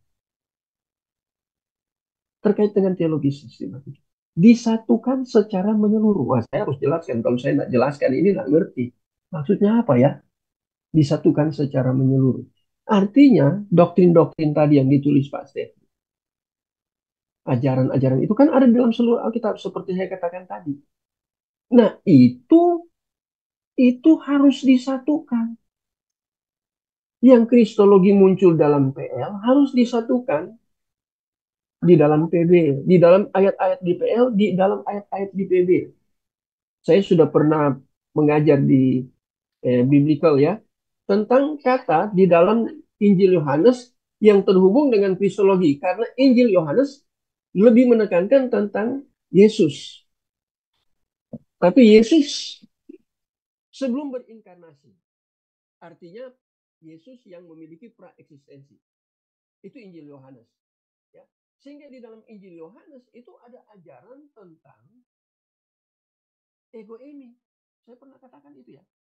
Yang di dalam 3 Injil, yaitu yang disebut Injil sinoptik, tidak seperti yang ditekankan oleh Rasul Yohanes di dalam Injil Yohanes. Tentang 7 perkataan ego eimi, ego eimi. Nah sekarang saya tanya, di PL ada tentang kristologi, ego eimi di dalam PL? Ada, akarnya di dalam PL. Pak. Pakai kata apa? Sudah lupa. Ya, padahal di biblical teologi saya sudah ajarkan. Lupa ya. Kata ego eimi itu dalam bahasa Ibrani, kata Yunani itu diambil dari kata Yunani apa? Anehu. Halo? Ehye, eser, ehye. Nah itu di Septuaginta dia menjadi ego eimi.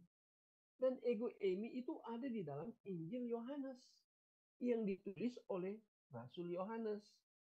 7 kata ego eimi. Aku adalah. Aku adalah. Sampai 7 kali. Itu 7 kali mengapa? Itu simbol ya, angka 7. Bapak Ibu sudah harus mengerti yang sudah belajar teologi ya. Mengapa sampai 7 kali? Itu kan simbol. Sehingga kita belajar seperti ini pembelajaran kita makin menarik. Ya, jadi ini James Oliver Buswell ini dia katakan menjadi satu. Nah, ini kita tugasnya mencari itu. Oh, kristologi rupanya ada dalam PL. Nah, sekarang saya mau bicara tentang kristologi. Karena ini teologi sistem. Ada dalam PL tidak? Seluruh teofani itu dalam PL. Bapak Ibu ngerti teofani? Dari kata teo dan pahani. Tulisnya PH ya. Bacanya, karena ini bahasa Yunani, walaupun diambil dari PL, teofani itu, teo itu Allah. PH itu kan bacanya F. teofani. Tahu artinya teofani? Theo Allah. Fani itu artinya apa? Wah, ini baru dengar lagi ini. Saya punya banyak sekali istilah, Bapak Ibu bisa pingsan. Saya menggunakan banyak istilah, ya bisa kaget, bisa pingsan. Tahu Bapak Ibu teofani? Theo Allah. Kata fani itu, fani itu tulisannya PH, tapi bacanya F. Fani, teofani. Apa itu fani? Allah menampakkan diri. Itu etimologi. Nah, sekarang dasar teologisnya. Ya. Yang menampakkan diri itu apakah Bapa, Yesus, atau Roh Kudus? Nah, ini saya pertajam lagi. Belajar teologi sistematika kayak gini. Pusing Bapak Ibu. Ya kan saya bisa kristologi. Ambil tentang ego emi yang dasarnya ada di dalam perjanjian lama, ego emi. Ketiga, Allah memperkenalkan diri kepada Musa. Untuk Musa sampaikan kepada bangsa Israel. Siapa Allah mereka? Bukan hanya itu, kristologi ada juga di dalam PL. Dalam bentuk teofani. Nah, apa teofani ini? Aduh. Ayo yang sudah belajar teologi. Kriye sudah belajar. Ada teman lain? Dapat konsep ini? Istilah ini pernah dengar? Cuman bilang Malak Yahweh itu, Pak. Nah, termasuk Malak Yahweh itu teofani. Siapa itu Malak Yahweh? Itu masuk dalam kategori teofani. Malak itu kan malaikat, utusan. Tapi Yahweh, apakah Malak Yahweh itu adalah malaikat? Atau itu adalah alat? Karena Yahweh, YHWH, nama pribadi Allah. Bukan nama gelar, dia tidak pakai Elohim atau El atau Eloah. Tidak pakai itu. Tapi pakai nama pribadi, yaitu Yahweh. Siapa Yahweh dalam Malak Yahweh itu? Ini juga terkait dengan tadi yang teofani itu. Malak Yahweh itu bagian dari teofani. Siapa kah itu? Bapa kah? Roh Kudus kah? Atau Yesus kah? Menarik kan? Ini saya mau jelaskan ini ya, disatukan ini ya, secara menyeluruh atau diatur. Saya hanya kasih contoh-contoh ya. Ya, kristologi itu ada dalam PL, sudah ada Yesus dalam PL ada. Ada hamba Tuhan yang saya baca satu buku. Kita harus banyak membaca ya. Saya orang banyak membaca. Kutu buku kata orang. Ya. Ada saya baca buku seluruh teofani itu menunjuk kepada pribadi Yesus yang ada di dalam perjanjian lama. Kenapa? Alasannya apa? Alasan teologisnya, alasan biblikalnya apa? Karena yang menampakkan diri bukan, tidak pernah Bapa menampakkan diri. Roh Kudus tidak pernah menampakkan diri. Yang menampakkan diri itu siapa? Pribadi Yesus. Karena dari kata teofani itu menjadi kristofani nanti. Dan puncaknya itu dia, Yesus itu tadinya di dalam PL menampakkan diri dalam bentuk tertentu, itulah teofani. Semak belukar, Malak Yahweh, itu semua teofani. Dan itu dikatakan beberapa penulis ya, beberapa scholar teologi, teolog lah, itu dikatakan itu menunjuk kepada pribadi yang kedua dari arah Tritunggal. Jadi Yesus dalam PL sudah ada. Sudah. Nanti kita belajar khusus kristologi. Tidak mudah belajar kristologi. Bagaimana kita melihat kristologi dalam perjanjian? Bagaimana kita melihat Tritunggal dalam perjanjian lama? Itu menarik. Ya, kita belajar makin hari makin sulit. Ya, masuk teologi sistematika ini hal yang sangat fundamental, tapi hal yang mayor. Tetapi ini tidak mudah. Ini sulit kalau kita tidak belajar serius. Ya, mungkin kadang di sekolah teologi kita terlewatkan, ya tergantung dosennya ya. Tergantung dosennya. Saya karena sudah senior sekali ya, lama sekali ngajar, jadi dan terus belajar. Kadang saya sudah buat ini materi teologi sistematika saya sudah punya karena saya mengajar. Saya kan ngajar di KLIA ya tentang pengantar teologi sistematika. Saya sudah ngajar di beberapa STT. Tapi karena saya baca terus buku, maka saya memperbaharui makalah-makalah yang sudah pernah saya buat. Dimasukkan lagi referensi-referensi yang baru lagi yang saya baca, kemudian saya temukan, dimasukkan. Sehingga makin hari makin progres pemahamannya. Nah, itu kan cara belajar. Tapi kita kembali di sini ya. Ini James Oliver menulis hal yang kelihatan sepele loh, singkat ya. Ya, teologi sistematika itu disatukan secara menyeluruh atau diatur. Nah, saya memberikan contoh-contohnya. Disatukan secara menyeluruh. Kenapa menyeluruh? Karena ada di bagian-bagian Alkitab. Di dalam seluruh bagian-bagian Alkitab. Ya, yang doktrin-doktrin itu. Nah, tadi saya beri contoh tentang ego ini. Itu kan menunjuk kepada kristologi. Itu sudah ada di PL. Tadi Kriya katakan malak Yahweh. Itu siapa itu malak Yahweh? Apakah itu malaikat atau itu Allah? Atau itu menyangkut pribadi Allah?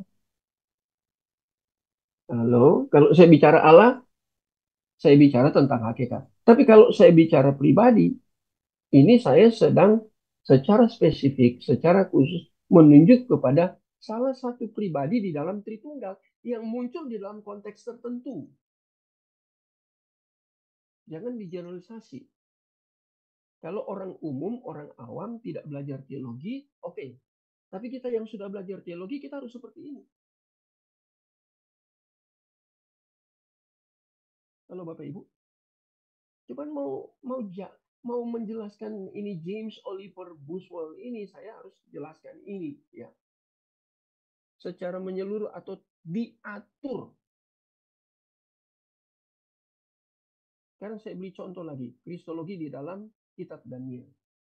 Ada kristologi dalam kitab Daniel enggak? Yang di perapian itu berapa orang? Masuk dalam api itu yang dihukum. Nah, Bapak Ibu sudah lupa ya. Yang dimasukkan ke dalam perapian. 3+1, Pak. 3 orang. 3 orang. 3+1. Tapi ketika dilihat itu, ketika diintip dilihat, ada berapa orang? 4 orang, Pak. Nah, siapa itu yang keempat? Yesus. Iya, saya sudah baca itu. Ya, penulisnya itu seorang ibu, itu dia profesor dari Amerika yang mengajar di saat Sekolah Alkitab Asia Tenggara di Malang. Saya punya buku tebal tafsiran tentang khusus kitab Daniel. Tebal. Itu game. Saya punya buku. Ditulis memang dalam bahasa Indonesia karena penerbitnya dari saat. Dia pakai banyak bahasa Ibrani karena dia memang spesifikasi di dalam mengajar yaitu tentang bahasa Ibrani dan teologi di dalam konteks Ibrani. Wah, saya dapat bukunya. Itu kan jarang orang tulis. Bukunya tebal. Kenapa? Karena dia mengeksegese semua. Menarik, saya baca bukunya. Saya lupa ya. Tapi ada di saya buku itu. Cukup tebal. Karena dijelaskan sebegitu dalam. Dan saya ketemu belajar tentang yang 3 orang itu yang di dalam perapian itu. Kemudian muncul 1 orang. Siapakah 1 orang? Itu Theophany. Dan Theophany itu menunjuk kepada pribadi yang kedua dari Allah itu. Bukan Bapa, bukan Roh Kudus. Ini systematic theology. Jadi kristologi di dalam kitab. Halo? Menarik tidak?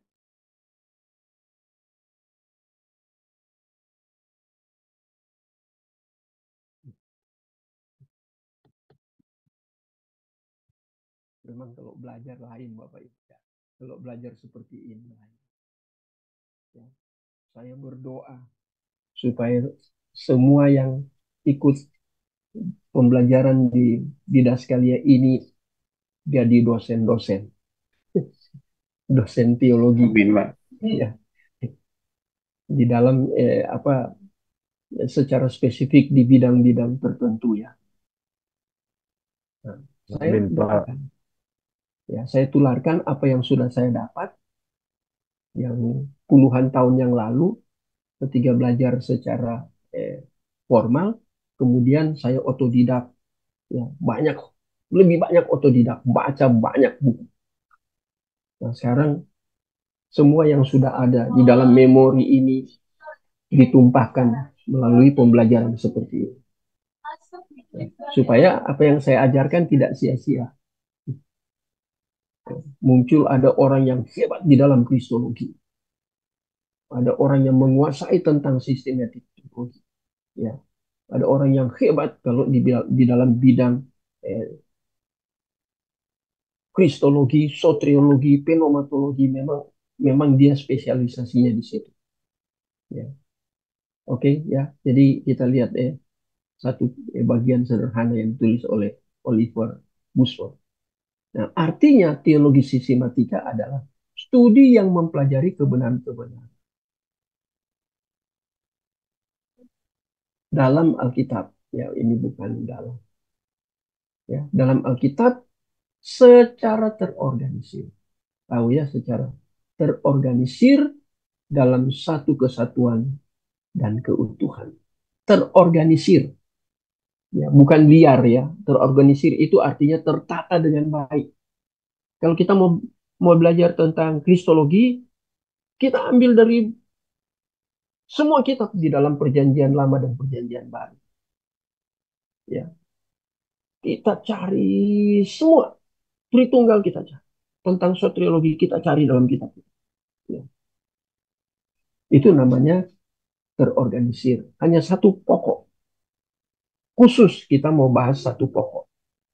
Ya. Jadi jangan lari sana sini. Ya. Dan secara terorganisir karena di dalam banyak kitab di dalam Alkitab, tetapi itu kemudian menjadi satu kesatuan dan keutuhan. Nah, kita semua yang ada dalam Alkitab dari PL sampai PB kita jadikan satu. Kristologinya kita jadikan satu, Tritunggalnya jadikan satu, soteriologinya jadikan satu. Nah, itu kita hebat di dalam systematic theology. Itu cara belajar. Ya. Sedang yang dimaksud dengan sistematika juga menjelaskan mengenai sistem. Jadi kita ada sistemnya bahwa kebenaran, kebenaran bukan disistematikan dan bukan disistemkan, melainkan secara ontologis dipahami dalam suatu sistem yang tersedia dalam Alkitab itu sendiri. Bapak Ibu mengerti kalimat ini? Ini kutipan loh. Kutipan. Ya. Ya, jadi setelah lihat itu James Oliver Buswell itu, kemudian saya mengutip satu buku lagi. Ini saya tidak taruh ya nama penulis. Ya. Dimaksud dengan sistematika ini juga menjelaskan tentang sistem. Bagaimana kita buat sistem, cara untuk mengumpulkan itu sistem. Bahwa kebenaran itu bukan disistematikan, sistematisasikan, dan bukan disistemkan, melainkan secara ontologis. Apa itu ontologis? Bapak Ibu tahu ontologis? Ya, ada yang terbiasa dengan kata ontologis? Halo? Jadi teologi sistematika ini bersifat ontologis. Apa itu ontologis? Kajian filsafat, Pak. Nah itu benar. Bagian dari filsafat.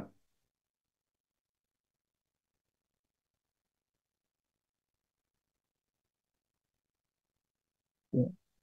Itu kebenaran itu ya. Itu berbicara tentang kebenaran. Ya, ontologis. Itu kajian dari filsafat.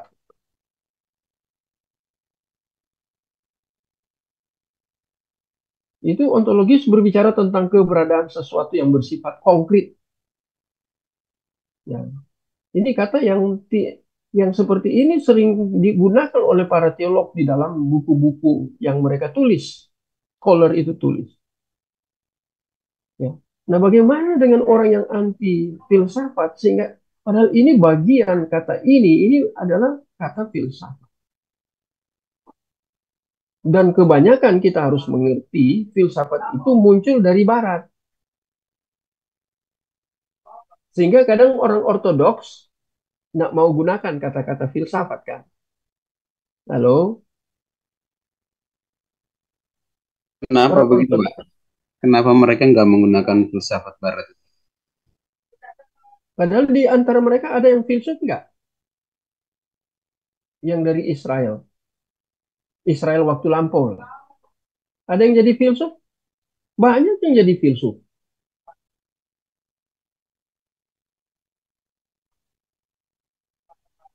Contoh Tertullianus. Dia yang munculkan kata Tritunggal. Kan digunakan pakai bahasa Latin, bukan pakai bahasa Ibrani atau bahasa Yunani. Sehingga dia disebutkan Bapak gereja Latin. Tertullianus yang munculkan pertama kata Tritunggal. Itu kan dalam sejarah kan itu Tertullianus. Tetapi sebelumnya sudah ada. Kalau kita mau belajar sejarahnya kata Tritunggal. Wah, itu menarik. Ya, saya akan berikan itu ke pembelajaran kita nanti ya. Dalam sejarah. Itu saya mesti berikan. Nanti berikutnya saya berikan semua konsep-konsep para teolog di dunia itu tentang apa itu sistematika teologi. Ya, saya berikan beberapa ya yang memang dalam pengertian mereka. Jadi ontologis ini bicara tentang keberadaan. Ya, itu kata filsafat. Ya, keberadaan yang bersifat konkret. Keberadaan ini dihubungkan dengan masalah apa? Eksistensi. Yang keberadaan ya. Jadi ini berbicara tentang keberadaan, lebih menekankan ini, bukan sistematisnya. Sistematis, sistematisasi atau disistemkan, tapi berbicara tentang keberadaan Allah. Ya, keberadaan Allah berarti hakikatnya, keberadaan pribadi Allah. Nah, kristologi ya, tentang Yesus, tentang Roh Kudus, tentang Bapa, nah, itu bicara tentang eksistensinya. Nah, jadi ini lebih menekankan ini. Bagaimana eksistensi ini kemudian melalui Alkitab yang tertulis, pikirannya ini dimasukkan ke ya. Makanya Paulus katakan yang pernah saya katakan ya, 1 Korintus 2 ayat yang ke-16, kami memiliki pikiran Kristus. Loh, berarti Paulus dapatkan pikiran Kristus dari mana? Nous itu Paulus dapatkan dari mana? Paulus katakan kami memiliki pikiran Kristus. Dapat dari mana pikiran Kristus itu? Waktu itu Alkitab hanya ada kan perjanjian lama. Paulus salah seorang penulis perjanjian baru. Jadi pikiran-pikiran Kristus yang dibangun setelah dia bertobat, dia melihat PL itu sudah berbeda dengan waktu dia belum bertobat.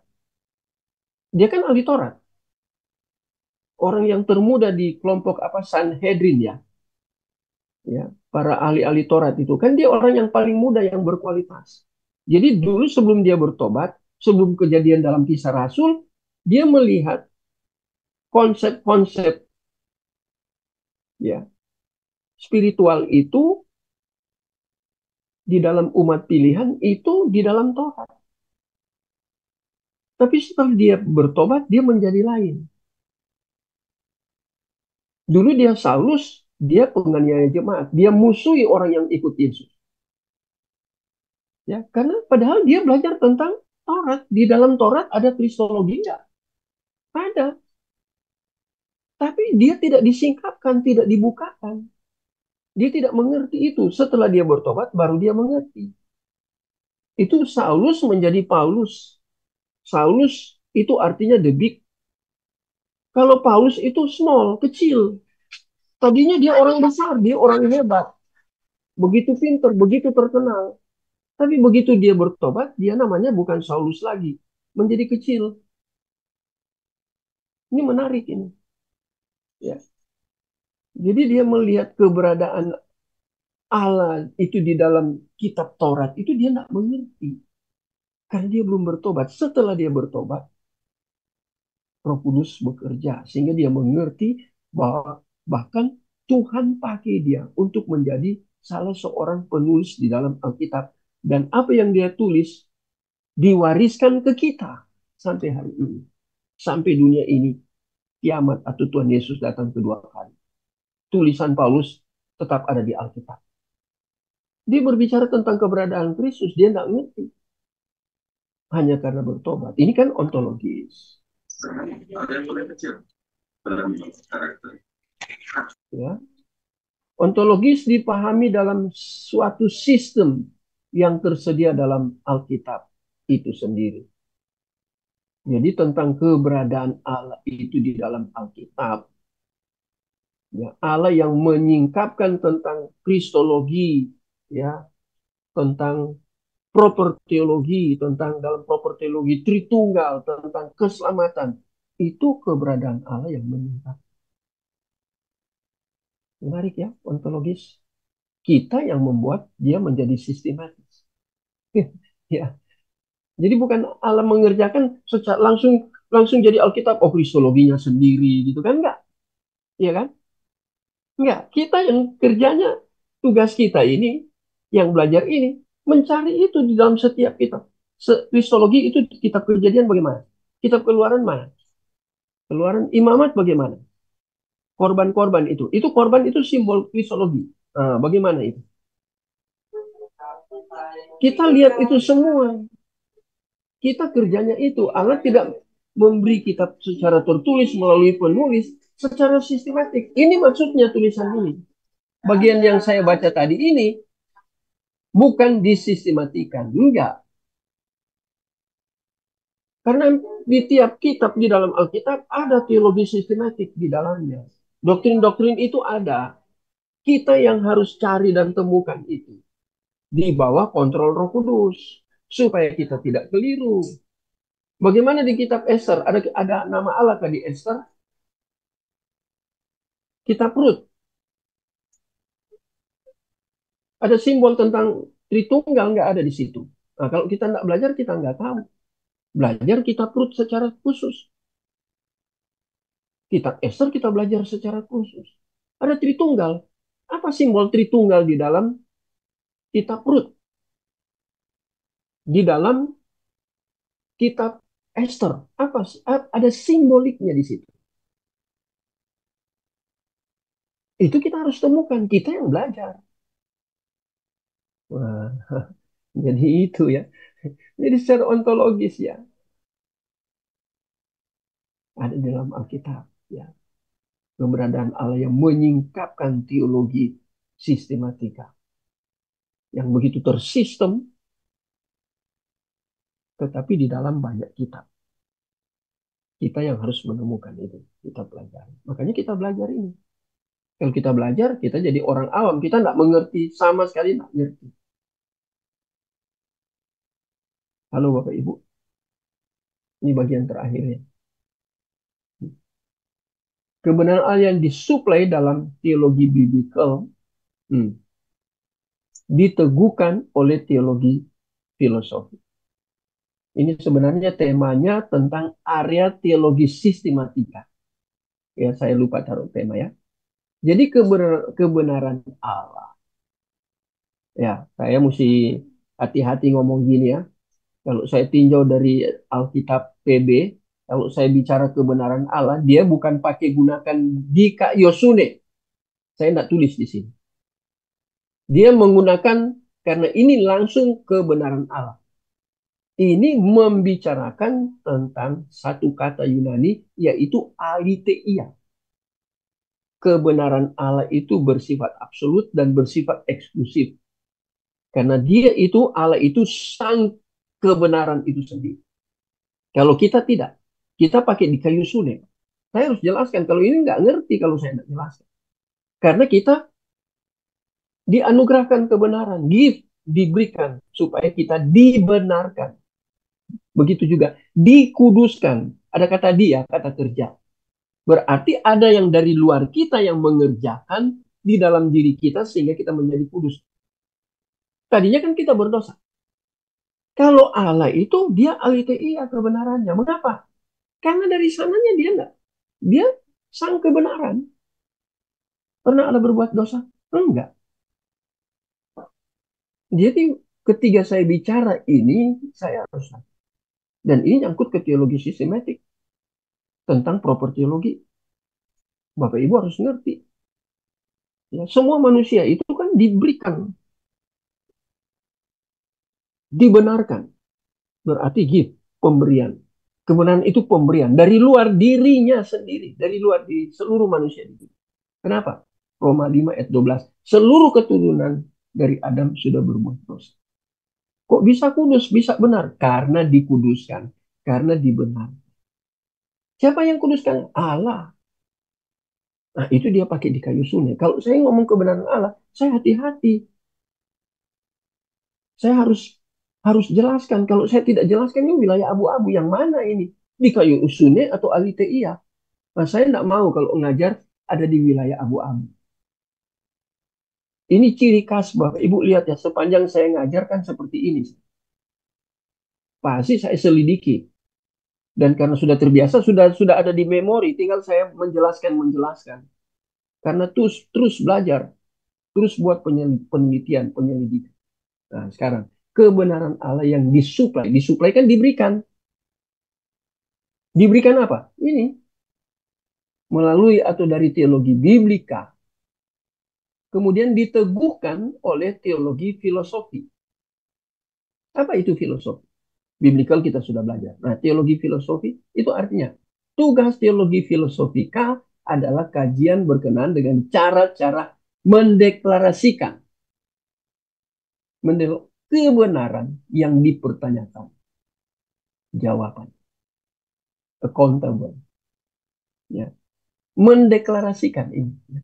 Jadi ini, filosofi ini mendeklarasikan atau memproklamirkan tentang apa?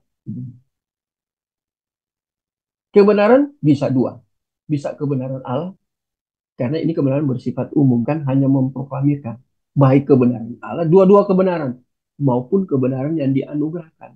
Yang juga yang dianugerahkan pusatnya dari Allah. Tapi yang satu bicara spesifik tentang kebenaran yang sifatnya eksklusif. Hanya untuk Allah. Tapi kalau di kayu sunai, untuk semua manusia yang bertobat. Yang percaya Yesus itu karena anugerah.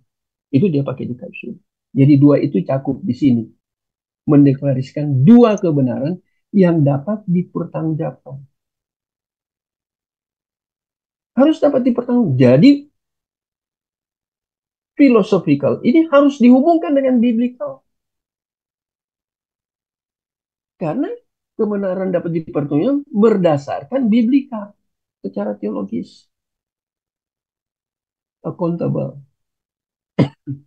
Kemudian yang berikutnya mempertahankan. Nah, ini sudah masuk di ranah apologetika. Nah, ini. Halo Pak Anton, yang senang-senang berapologetika ya. Ya. Ini kebenaran disuplai itu harus dipertanggungjawabkan melalui Alkitab kan kebenarannya. Kemudian setelah disuplai, ini kita harus jaga mempertahankan. Ada polemikus yang gugat, kita harus pertanggungjawabkan. Ini loh yang saya percaya ini kebenaran yang biblical, yang teologis, yang punya basis Alkitabiah. Ini maksudnya. Saya nanti akan bicara lagi ini malam ini kalau saya masih segar, saya akan buat TikTok dan YouTube. Hanya enggak 10-15 menit ya. Saya sedang membahas tentang satu poin. Bapak Ibu cari YouTube saya dan TikTok saya. Itu tentang mengcounter atau berapologet dengan para polemikus yang katakan Yesus itu minum racun sehingga dia mati. Saya sudah buat 2. Ini ketiga saya mau buat. Bahwa Yesus tidak minum racun, saya sudah jelaskan. Yang terakhir ini saya mau jelaskan bahwa Yesus itu menyerahkan nyawanya kepada Bapa. Itu ada ayatnya. Jadi bukan karena minum racun. Tapi polemikus tafsir gitu. Nah, saya mau mempertahankan kebenaran yang saya imani. Dan membela itu karena mereka gugat. Kalau mereka ada yang menggugat, kita harus bela. Cara pembelaan, yaitu kita berani berapologet. Ya. Membela sistem keyakinan terhadap kebenaran. Dan menyerang. Lihat itu ya, luas ya. Tanggung jawab, pertahankan, bela, kemudian menyerang. Menyerang itu artinya apa Bapak Ibu? Merontokkan cara berpikir mereka yang keliru, yang salah itu dirontokkan. Kok bisa Yesus katanya minum racun langsung lantas mati? Pakai lagi Mazmur 69 ayat 22. Kalau dalam Alkitab bahasa Inggris itu ayat 21. Saya sudah cek semua.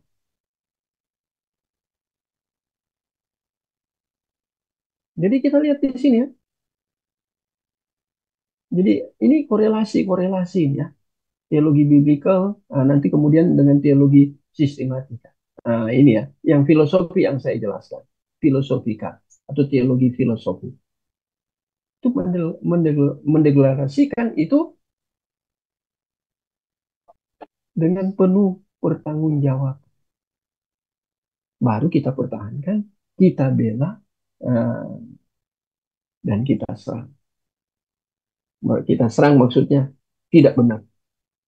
Ya, bahwa mereka itu menyerang kesesatan, heresi, dan kepalsuan sistem kepercayaan dan pemikiran.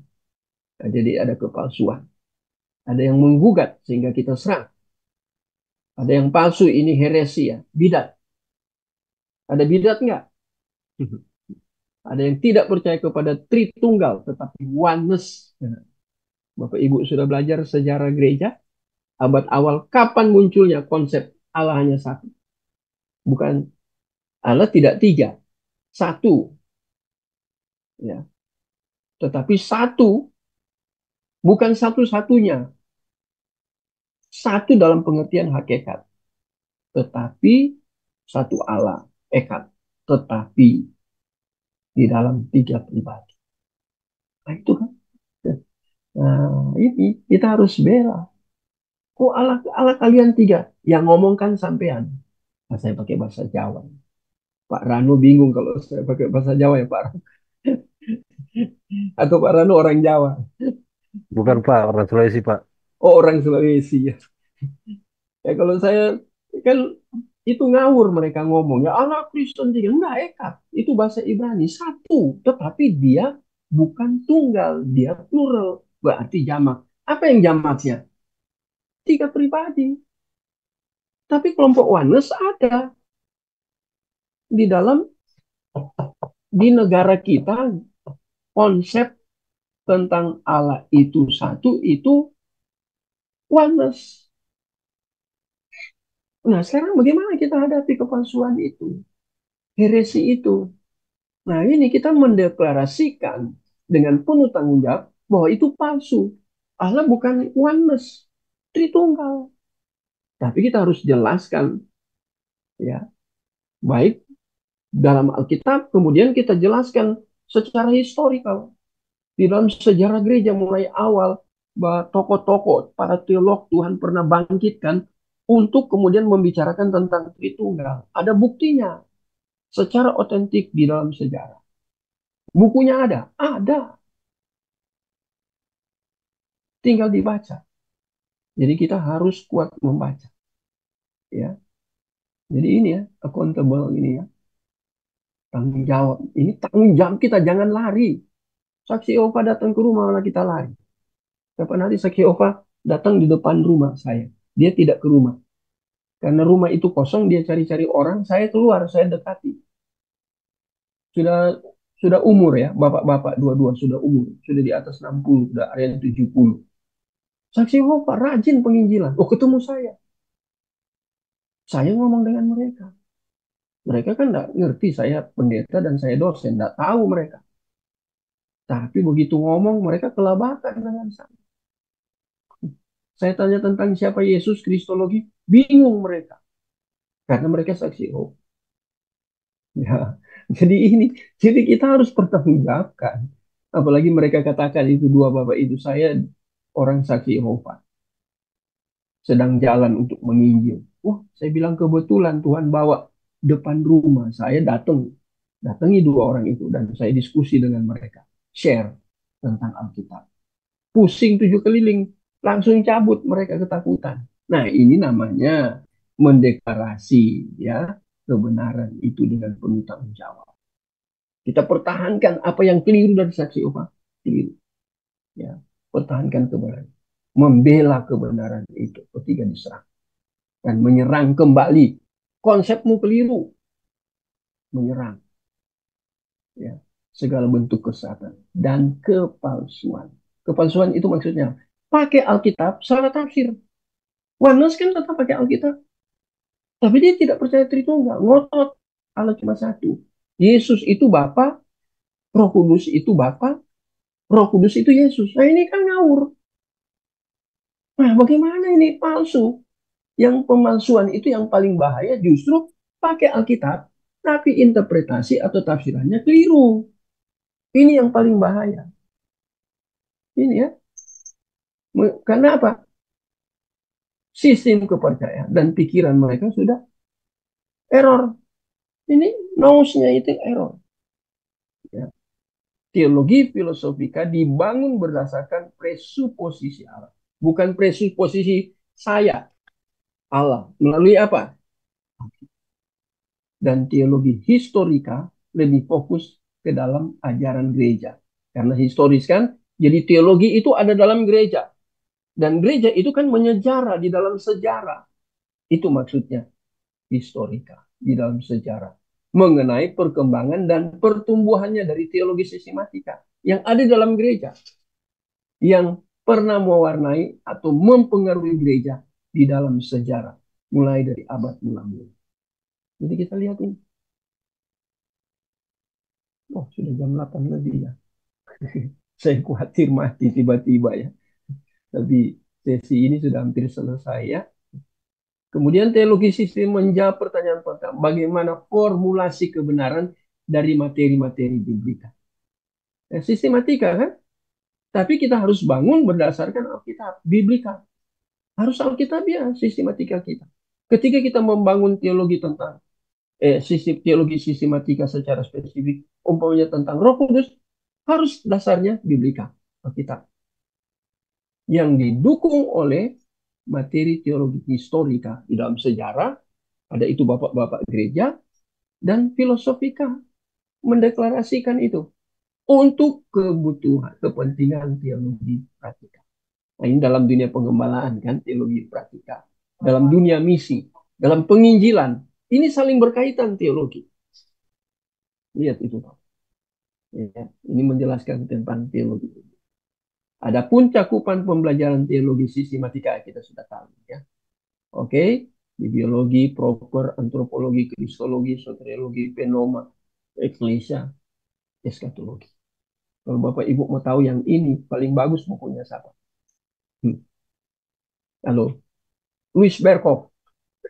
Ada berapa jilid? Dulu satu jilid bahasa Inggris, kemudian waktu diterjemahkan ke bahasa Indonesia itu menjadi 5 apa 6 jilid. Saya lupa ya, antara 5 6. Nah, semua itu ada satu-satu di dalam satu-satu buku yang terjemahan ya.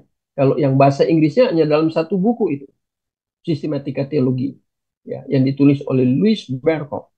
Saya cek juga di apa Grundem tadi itu juga ada semua seperti